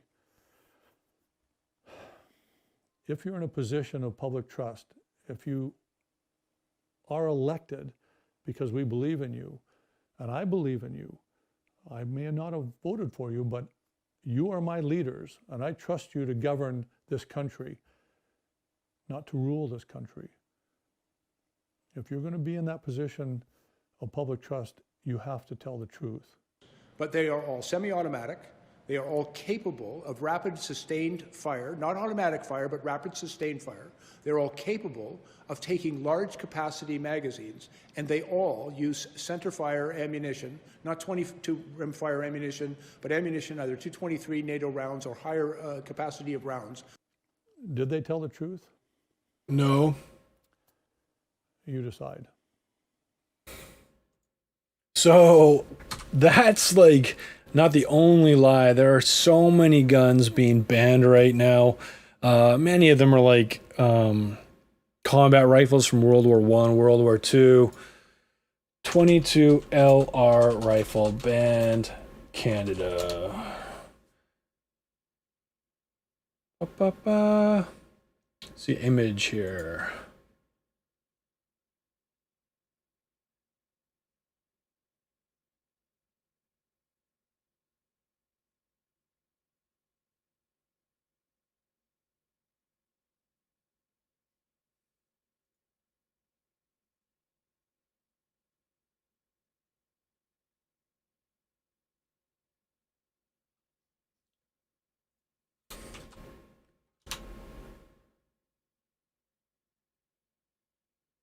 Gun vendors baffled. Okay, so take the Mossberg 715T Tactical 22. Let's take a look at this, guys. Bill Blair, again lying, said, no, we're not. He said, we're only going after center fire rifles. A 22 LR is a rim fire. Here, let's find this. Let's look up center fire versus rimfire. Let's just find a picture here. All right, so center fire has a little primer in the middle. Looks like this when you look at the end. You know, you see this in most of the movies, right? The hammer strikes a pin or something, puts a dent in this, which compresses on a primer. The primer ignites, causes all the powder inside to burn very fast, causing the explosion, and which is just the noise of it, gas expanding, which makes the bullet go out. Bzzz. Then you got rim fire, where you've got the same kind of stuff. I guess it's coated along the diameter around the outside, around the inside or along the rim, and that gets compressed, causes the same sort of little explosion, igniting all the powder, pushes the bullet out. So the mechanism inside just crushes the side of this guy, okay? He said, we're going after semi-automatic center fire that capable of sustained fire or whatever. Well, this is rim fire. This is like the kind of thing that, like, back in the day, 8-year-old boys were given a .22 to go rabbit hunting and stuff. Here's your Mossberg 715 Tactical T. Dun dun. Wait, hold on. See if I can pick up a bigger picture of it. Oh, that's so annoying.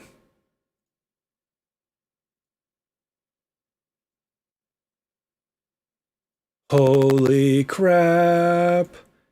Guys, look at it.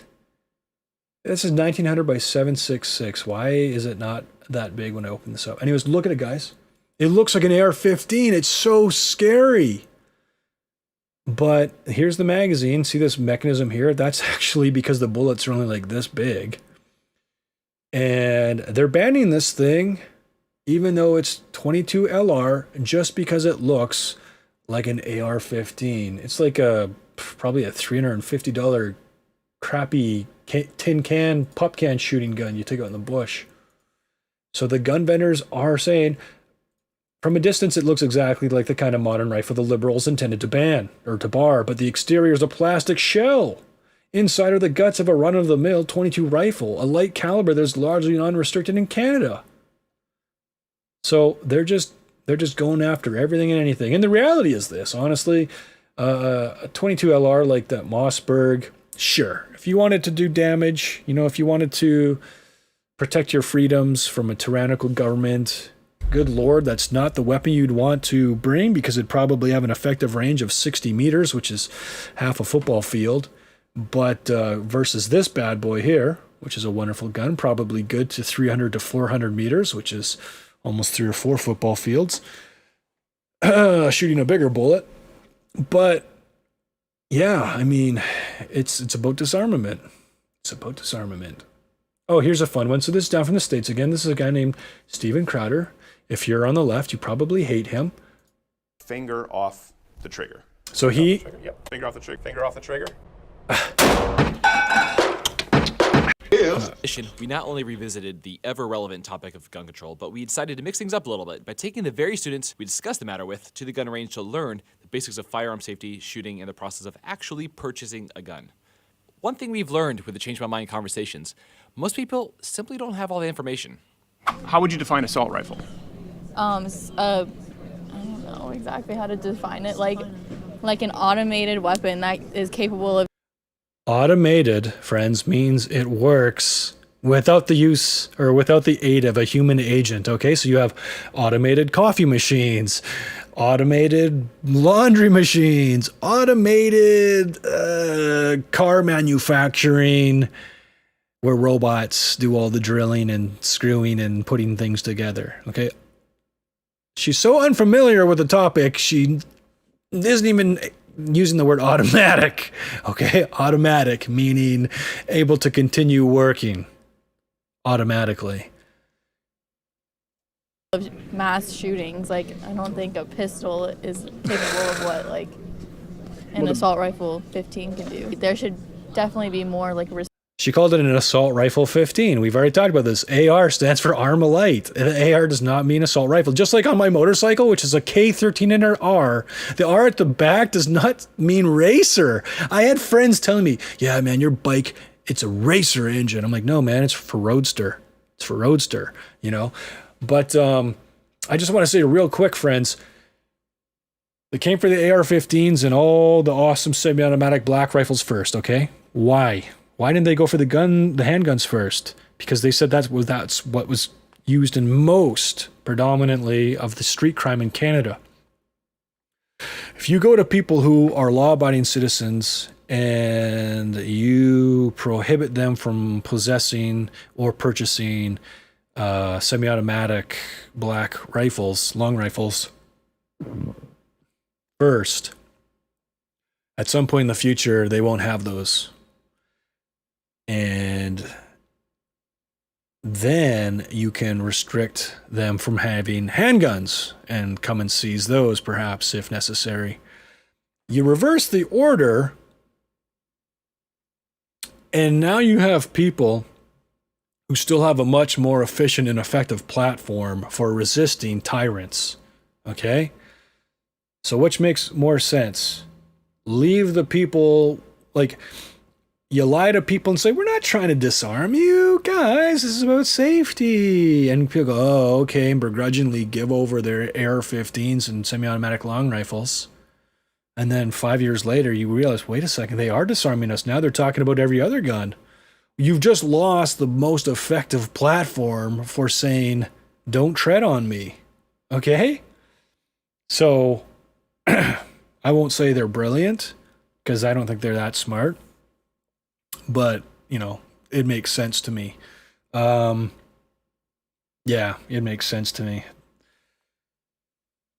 That's why they came for these rifles first. Restrictions on how... Because the reality is, you go look at all the gun crime in Canada, very, very, very, very, very little of it is caused with semi-automatic long rifles.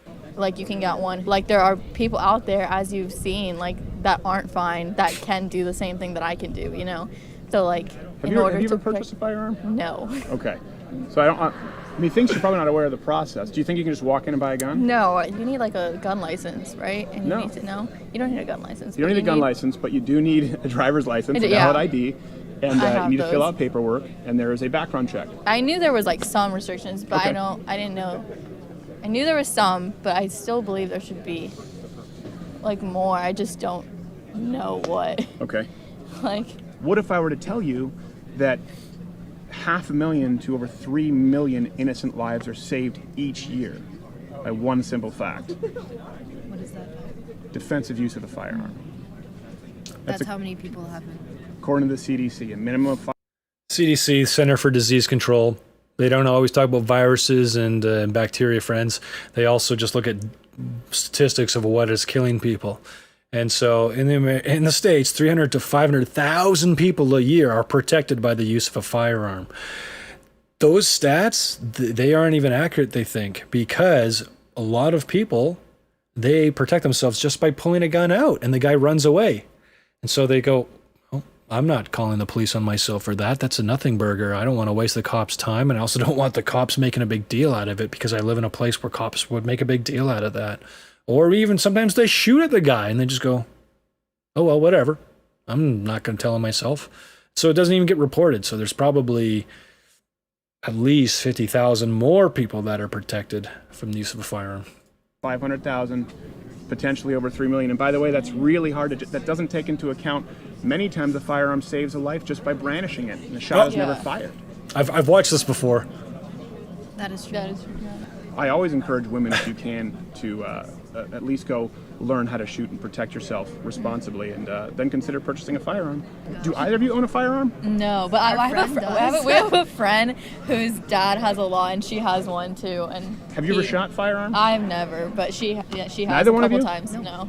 Shauna and Tara? Yeah. Okay. Would you be willing to, maybe in a follow-up, we could do a segment on this, go with me to a range, shoot for the first time, and purchase a firearm? Down. Yeah. I'm down. Purchase a firearm, yeah? Yeah. Okay. So I'm not going to watch all this with you guys. You're going to watch it yourself. First time gun buyer, changed my mind. Stephen Crowder's channel. I think these girls are on the left. I bet they probably voted for Hillary Clinton in 2016.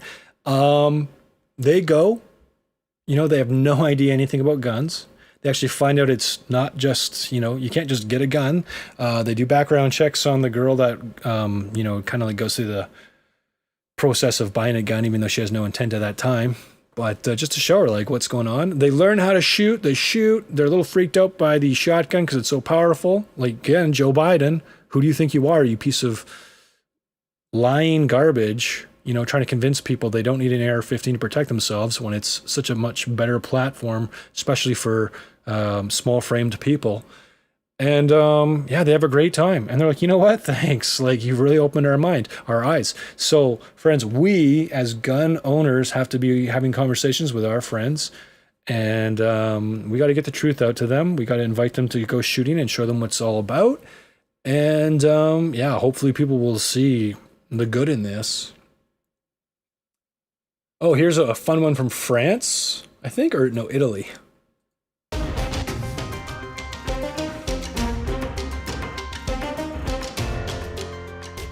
Puntamento. Take aim. Ready. Movimento. Move in. Fuoco. Fire. Fuoco. Fire. Every week, Cinzia and her friends come and train in this shooting range about 30 kilometres north of Rome. She's been passionate about guns since childhood. She learnt to shoot with her father before becoming an instructor. She's been waiting for a change in Italy of the legitimate defence law for years. Se io alle 3 di notte. If there's an intruder in my house at 3 in the morning, I must be able to defend myself. It's my right, my personal freedom. I only have myself. I can let them take my belongings, but not my own life. Io posso cedere oggetti, posso cedere qualsiasi cosa, ma non la mia vita. The 600 members of this club are both amateurs and professionals. Here, everyone agrees with the new law passed by the Italian Parliament. Rick, who's 39, sees it as an effective way to protect his children should they be attacked. I have a family, and clearly I have the right and the duty to defend them.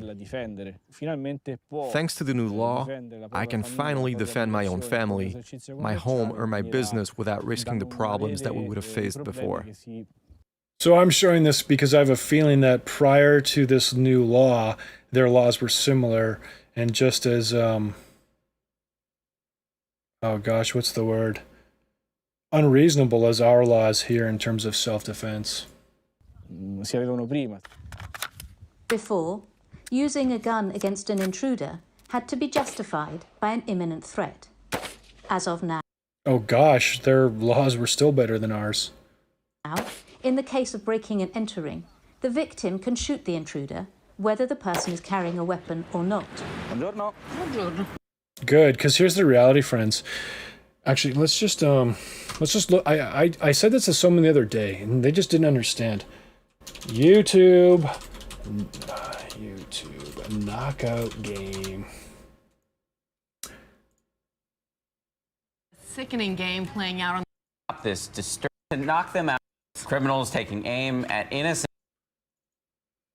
victims, aiming to knock them out with a sucker punch. Lawmakers and civil rights leaders with a new push this morning to try to stop this disturbing behavior before somebody else gets hurt. All right. Knockout. One punch knockout. In street fight. We got something short here. Top 10 knockouts, part 3.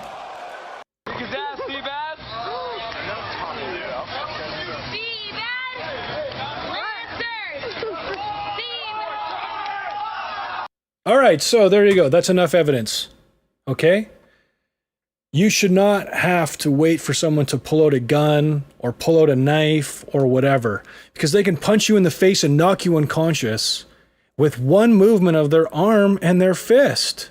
Why would you advocate for a law that prohibits anyone from protecting themselves just because someone is unarmed, even if they're threatening them? You know, if someone comes in your house and you don't know if they punched you like that and now you've dropped your gun, or if you didn't have a gun, whatever, you just came out to hear what's going bump in the night, and now you're unconscious for 30 seconds, God knows what they could do to you next.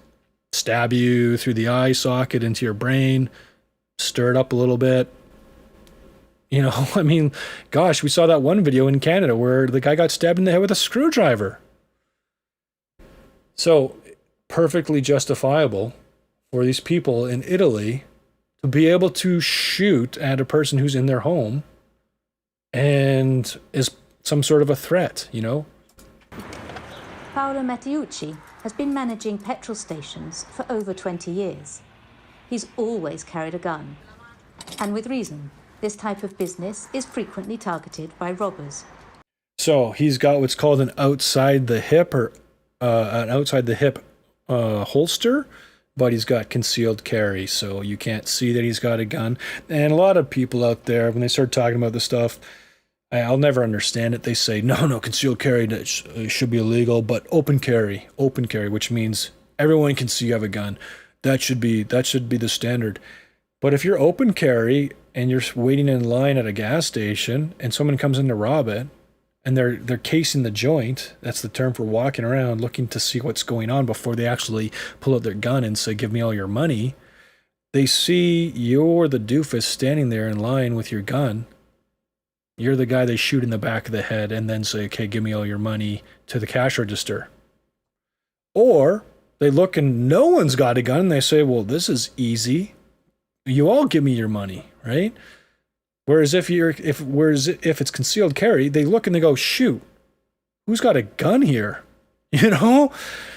And they find it, and I think it's hard to find the stats on this stuff, but I think it's states with concealed carry actually have a little reduction in crime. One night I was about to shut the shop when I heard a scooter pulling in really fast. When I turned around, the scooter had stopped just behind me, less than a meter away, and there were two guys on it. And the passenger had a machete in his hand. He started yelling, "Give me the money or I'll kill you." Paolo, feeling threatened and panic-stricken, tried to run away. As I was running, I reached for the gun I was carrying. He was running after me and he was shouting. I turned round like that and I shot him. After these events, Paolo was taken to court, but was declared innocent and was allowed to keep his gun license for self-defense. So some people would say, you should have, warned him. You should have cut a warning shot or... Ugh. Why? This awful human being, doesn't matter what their upbringing or their circumstances are, friends, you're never justified in trying to rob people. You could have 18 kids at home you got to feed. You don't get to go rob people. Okay? I can remember in school at one point being taught situational ethics. And that is the most disgusting, slippery slope to go down. Well, it's okay in this situation to do this immoral, unethical thing. No, it's never okay. You know? My gosh. Well, if your family's starving, you can go rob a bread truck. No, you can't. So there's nothing wrong with this dude just shooting a guy who's trying to rob him, and whom, again, he doesn't know if this guy, when the opportunity arises, is going to do something that's going to end his life. Maybe if he got within arm's reach, he would have played the knockout game with him. With the new law, should Paolo find himself in the same situation, he would not be liable to prosecution. As of now, it will be enough for someone to say they were in a state of grave confusion for them to use their gun lawfully. Around this petrol station, many people are in favor of the new law. It's important to be able to defend ourselves. Someone could easily break into our homes with a weapon to rob us. How are we supposed to defend ourselves? Do you think we should put up with assaults without doing anything? According to recent estimations, there are over 10 million guns circulating in Italy. Giuliano has been coming to this gun shop for more than 10 years. He's a professional builder and has a license for sporting guns. His family shares in his hobby. My father shared with me his passion for firearms. My two sons also have gun licenses. We go to the shooting range together, we shoot side by side and make bets. This shop sells an average of 600 guns per year. semi-automatic pistols, shotguns, or sporting rifles, but not any automatic weapons, because in Italy they are considered to be weapons of war and it's forbidden to sell them. Che calibro è, ma sì? Questa è 2,23. This shop owner says he hasn't noticed an increase in demand since the law came into effect. This law hasn't been designed to make owning a gun any easier. It's not going to become the Far West or allow people to take justice into their own hands. Francesco Vignacca does not share this opinion. He's an anti-gun campaigner and is against the new law. Okay, so let's be fair. Let's listen to what this guy has to say and let's see if it makes any sense whatsoever. Fearing the increase in Italians wanting to buy guns. Over the last few years, the applications for sporting gun licenses have increased, but they're not being used for sport or being taken to the shooting range. That means people are using this license, which is easier to obtain than a self-defense license, as an excuse to have guns in their home. According to recent statistics, 39% of Italians would like to be able to own a gun to defend themselves. Okay, so they had this stupid license you could get in order to have self-defense, just like we said earlier here in Canada. You can jump through some serious hoops and get the right to protect yourself because you think that your life's being threatened by whomever for whatever reason. And those licenses are almost never given out. Those permits are almost never given out. So I guess they had something similar here in Italy. This guy is mad and sad because now people are buying they're buying rifles and firearms for sporting reasons, knowing that with the new law they can protect themselves at home. That didn't make any sense. This guy just doesn't want people to have guns. It's the philosophy that's governing so many of these people that is moving us towards our complete demise as a free society. According to the Interior Ministry, the number of people authorized to have a gun in their home has increased by nearly 30% in 3 years. So in Canada, you got to understand, there's been situations where people have defended their home, their property, their spouse, whatever, with a firearm, and have then gone to jail and spent tens of thousands of dollars defending themselves to try and get off for self-defense. Usually they don't get off for self-defense. I think I mentioned it earlier. They get off because the judge and the lawyer say, hey, listen, just say that the gun went off by accident. Like one of the guys, he shot and he had to say, I meant to shoot a warning shot, but it ricocheted off my truck and into his arm. You know, it's just stuff you should not have to say. You should just be allowed to protect yourself and your property. But can you imagine, like, your life savings just gone because you were trying to protect yourself? Plus, you losing your job as you go to jail for 3, 4, 5, 6 months if you can't afford the bail or whatever, or however it works. I mean, it's just ridiculous. Canada downrange. Okay, so this is one of those episodes I was talking about, and it just, we're not going to watch the whole thing. It's like 22 minutes, but these are really cool. Here's Rob Furlong, okay, guys? So he's talking about his precision rifle shooting tournament that he hosted. Rob Furlong is a Canadian veteran. He's actually the guy that used to hold the world record for the longest confirmed kill with a sniper rifle, and it was something like 2.4 kilometers, okay? So he had a big 50 caliber round, 50 caliber versus 22 LR. Let's see. Okay, good. We got some pictures here. All right. So hopefully you can see here, friends. This is a 50 caliber from a big, gigantic precision rifle. Some like this one here in the background here. It is semi-automatic, but you wouldn't want to shoot it like fast for fun. Here's a picture down here of it looks like a mini, but anyways. Got Browning 50 caliber machine guns, and they're powerful, versus a 22 long rifle. So this is that tiny little thing that gets shot out of that Mossberg we looked at earlier. And this gigantic 50 caliber that he shot out of, I don't know if it was a Macmillan. Anyways, hit a terrorist dude over in Afghanistan and made his day very bad very quickly. So This guy now makes his living. He left the military. Now he trains people on how to do precision shooting and tactical shooting and whatnot. Most of his livelihood has just gone down the toilet. And he's come out against this, obviously. But, yeah, like the way this is impacting people is so sad. There's so many, like, veterans and stuff that involve themselves in the shooting communities because they want to still feel that sense of brotherhood that they no longer have after leaving the military. Like, I myself, you know, I didn't have to deal with PTSD because I didn't see any combat or anything. I happened to leave before I got super crazy overseas, even though I did go to Afghanistan, and I'm thankful for that. But I do know people that have, you know, do have struggled with PTSD. But, you know, I do know what it feels like to be like, man, I wish I still had that same sense of brotherhood. The brotherhood I have now is different with guys I know from who also know God like I know God.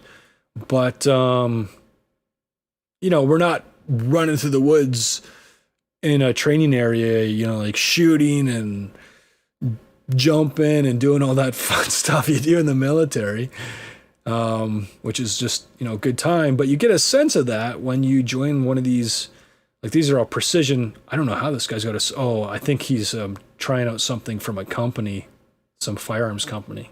Otherwise, you're not going to get suppressor in Canada. Yeah, there's probably demos going on or something.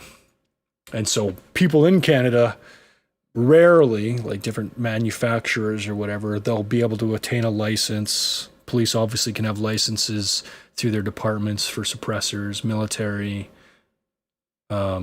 units themselves, not members, but then you can shoot that gear.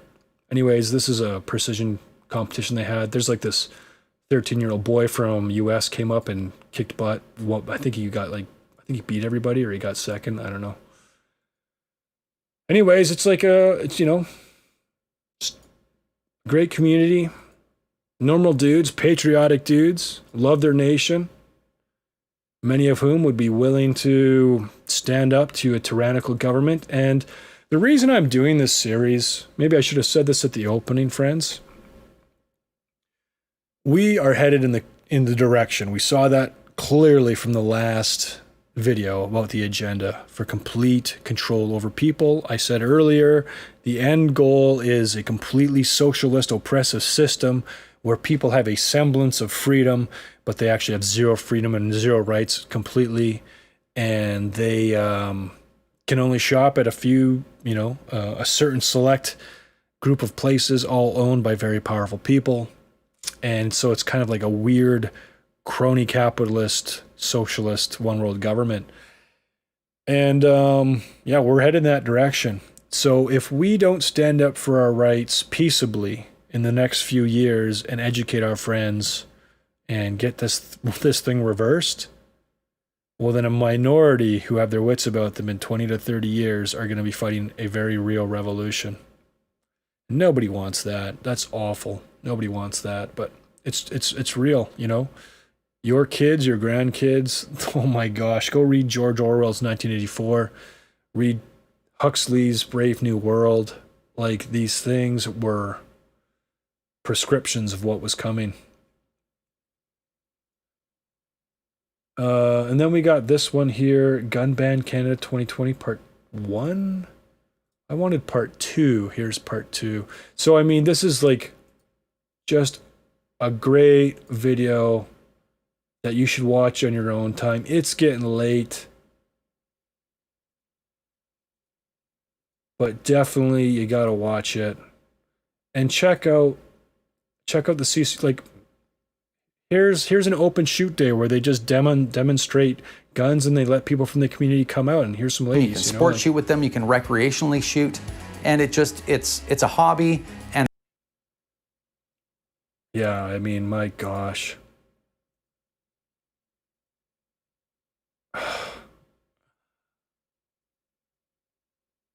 But let's watch part 2, or at least part of it, because I want really to see how this is going to impact the nation financially. When it comes to trimming your balls, use them. Oh my gosh. This is like one of the lamest marketing pitches ever. You know, it's just so pathetic. Manscaping. Yeah. Whoa. Anyone who's ever done that can't do that with like normal razors. Like how goofy are you? 2020, on May 1st, 2020, the federal government introduced via an order in council new laws and restrictions that immediately affected hundreds of thousands of legal and responsible Canadian gun owners. It's something that every Canadian should be concerned and informed about, whether you own a firearm or not. This happened in the middle of a pandemic with no debate in Parliament and no chance for firearms owners to have their say. Yeah, it's awful. With the stroke of a pen, thousands of guns were moved to a prohibited firearms list. And friends, like, we've shown you a few guns that have been added to that list since then that weren't even the same criteria. But there's literally like hundreds of guns every day that they just keep adding. And they don't even tell you. They tell the retailers through what's called the FRT, I think. It's basically a list of what guns they can sell and whatnot, to say like, yep, you can't sell that anymore. And the person just goes, oh, wow, I've got like 3 in stock. I guess I just got to eat the cost. And then they pull them off the shelf and put them in a safe. And yeah, it's just like literally the bureaucrats, the team or whatever that's been given this project to justify their pay is just told, okay, just keep adding guns. And so they're just, I don't know what they're doing, probably browsing the internet, you know, or just going through a list of guns you can get. I have no idea. And they're just adding gun out day after day, just more and more guns, hundreds of guns. Can never be legally used again. If you're a gun owner in Canada, within the last couple of weeks, you probably received a letter that looks a lot like this. A vague announcement of a firearms prohibition. You're probably wondering what this means to you. Well, you're not alone. The uncertainty and confusion created by this ban threatens the livelihoods of thousands of people that work in the Canadian firearms industry. From the mom and pop gun stores that support us, to the ranges where we hone our skills, all the way through to the instructors that make sure our shooting sports are among the safest in the world. If you don't think this gun ban affects you, you need to listen to our side of the story. Today, we are closing the market. That stroke of his comment cost me my retirement. We are banning 1,500 models and variants of these firearms. Worst case scenario, it could be a slow death to a business. It is law. It was introduced, using the word passed isn't even correct because it didn't have to pass anything. It's not defendable. The amount of money that this confiscation regime is going to cost the Canadian public is going to be astronomical. These weapons were designed for one purpose and one purpose only. So that's another thing to think about. As a non-firearm owning Canadian citizen who pays taxes, how much is this going to cost in tax money to put through? Like, look at the long gun registry. That was like $1 billion. They said it was going to be like a few $1 million, you know? It cost them $1 billion and it didn't accomplish anything. So this is just a stupid waste. You know what I'm going to do? I'm going to put it on 2 times speed and skip through and stop every time I see the statistics that are have financial implications.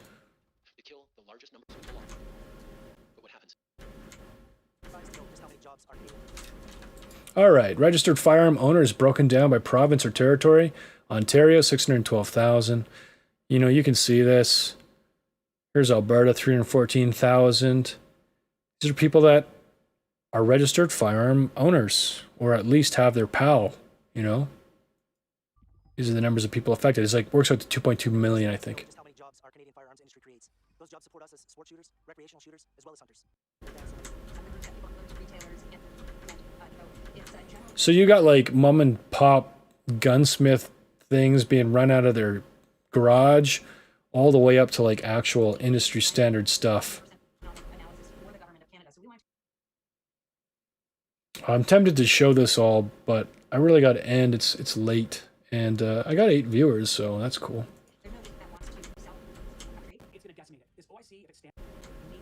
This guy's a veteran, you know? Support our troops. Oh, unless they're a gun retailer, then screw that guy. I hope he loses everything he's ever worked for. This guy's former RCMP, I think, or former police.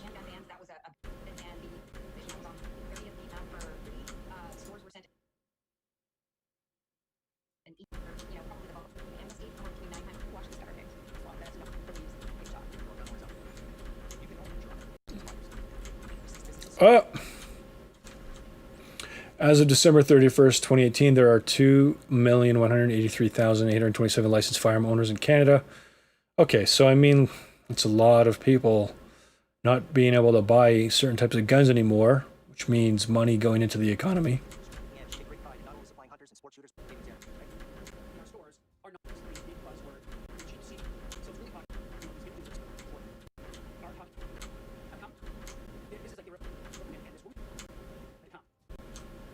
Anyways, check out these. These were actually on cable.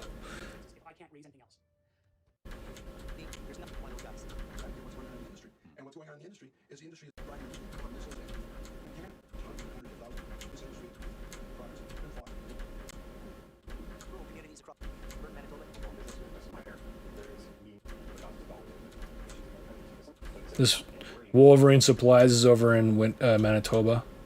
Outside Winnipeg, I think. I bought them before. As of December 31st, 2018, there were 4,442 licensed firearms-related businesses in Canada. Source 2018 RCMP Commissioner of Firearms Report. 4,442 licensed firearm-related businesses, friends, impacted by this. Some of them having to close. Okay, we'll listen to this guy's story because this is crazy. So this dude, I think Calgary, Phoenix, I'm pretty sure. He specialized in selling semi-automatic black rifles and stuff and a few different precision rifles. That was his bread and butter. Negative effects on safe legal Canadian gun owners, especially when the changes came with no warning and so much confusion. It's almost impossible to operate a business like that. You have to wonder, how long will these people be able to fight for us, and what happens when they're gone? Len Kusi is another hardworking small business owner who pours his heart and soul into creating a safe place for gun owners to enjoy their sport and hobby. He was right in the middle of an expensive renovation when he was... Actually, my cop is EPS, and yeah, he recommended this guy. blindsided by the gun ban that's affected him and made criminals out of so many of his customers. We had brought staff back a couple weeks. We were getting ready to open up the doors again and start selling everything on May the 4th. Put out notices. So they'd closed everything because of COVID-19. So you can imagine how hard that is on your business already, plus on your staff. Now they're being invited back. Put out advertising, put out everything that we could on social media that we were going to open up on May 4th. We had no idea that that was coming, was going to happen. And it happened on the Friday before the weekend that everybody was looking forward to. Everyone's just right up that they're coming back to work. Things are going to open up again. And then, bam, got the announcement that everything that we were getting ready to start selling on Monday was banned. So over 80% of our inventory was instantly, yeah, you have it. Yeah, it's all paid for. Find a place to put it. You cannot sell it. You can't shoot it. You can't transport it. You can't do anything with it. Then they started adding to the list. A week later, added another 7,500 different guns.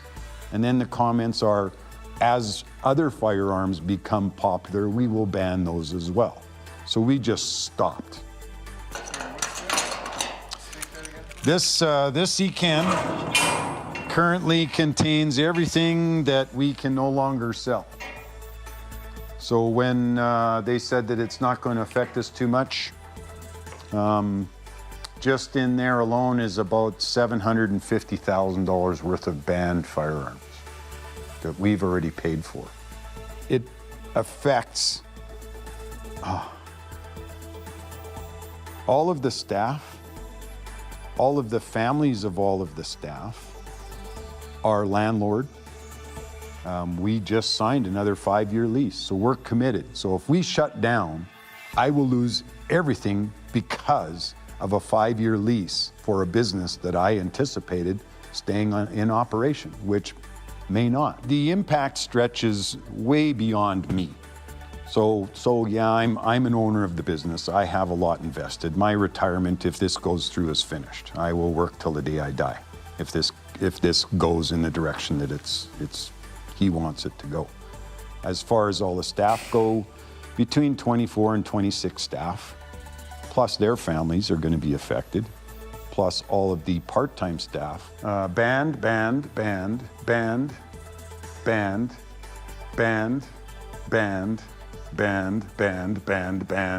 There's almost all of this is all banned now. Linda Miller and Captain Keith Cunningham met representing Canada as competitive sports shooters at the Commonwealth Games.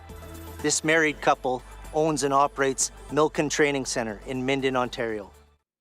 Yeah, so this is like this old couple that teaches police and military how to do precision rifle shooting. And that's their business. And they also, of course, cater to the private citizen as well. But if the private citizen can't purchase these firearms, they're going to lose so much of their training business. Now, mind you, for people like this, I could imagine the government being like, don't worry, we'll take care of you because we need your services to protect or to train police and military. So a couple people might be all right. But I mean, like, it's just so gross. It's just so gross. Let's see if we can find any more stats. There was one that like talked about how much money would be is in jeopardy here. Or maybe there was one that talked about all the jobs. But I mean, like, listen to that last guy's story. If you're losing that much of your business, you're probably going to have to permanently lay off like 30 to 40% of your staff. You know.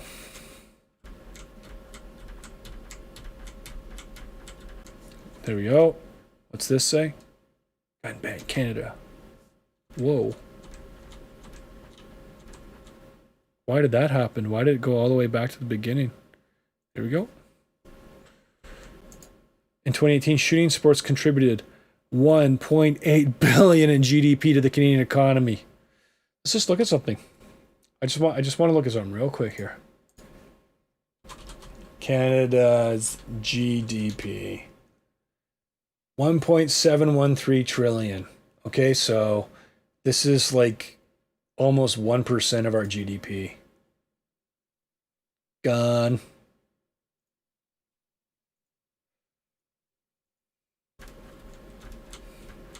It's ridiculous.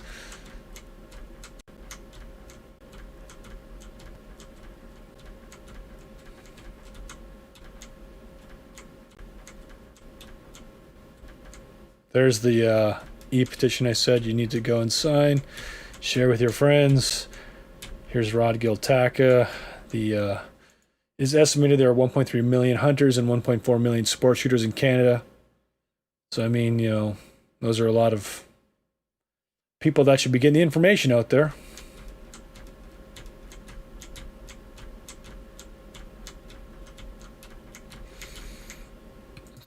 All right, there you go, friends. I think that's tonight's stream, everybody. Like, yeah, I apologize. One of the big things I wanted to show was where in UN Agenda 2030 it actually talked about disarming citizens. I know I've seen it in there before. I will look for it again. But based on everything we've already seen regarding the Marxist agenda, that's where they're pushing us. That's what they want to do. And in order to do it, we saw from the video, they need to disarm the populace. So that's it, guys. Next week, I think I'm going to talk about the reality that our news media is used for propaganda. We already know this. Yuri Bezmenov told us because he himself was a propaganda meister for the Soviet Union while operating in India.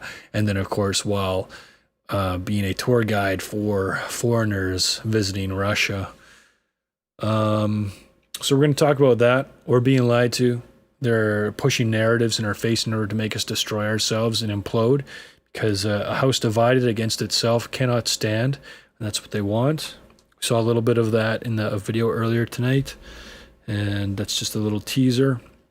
But yeah, there's only one person who can help us, friends, and he's God. He's got a son named Jesus, and I'm just going to pray right now. That's how I'm going to close tonight, okay?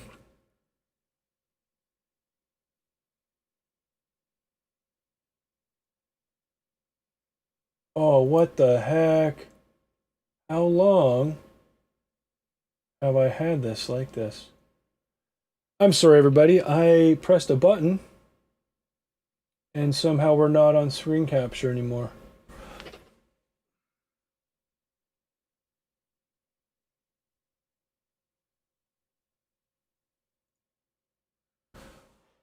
Well, at least I was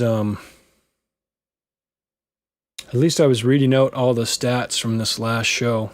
But yeah, I love it when that happens. Hopefully everyone was able to hear me. I was on this one talking. Okay, good, perfect.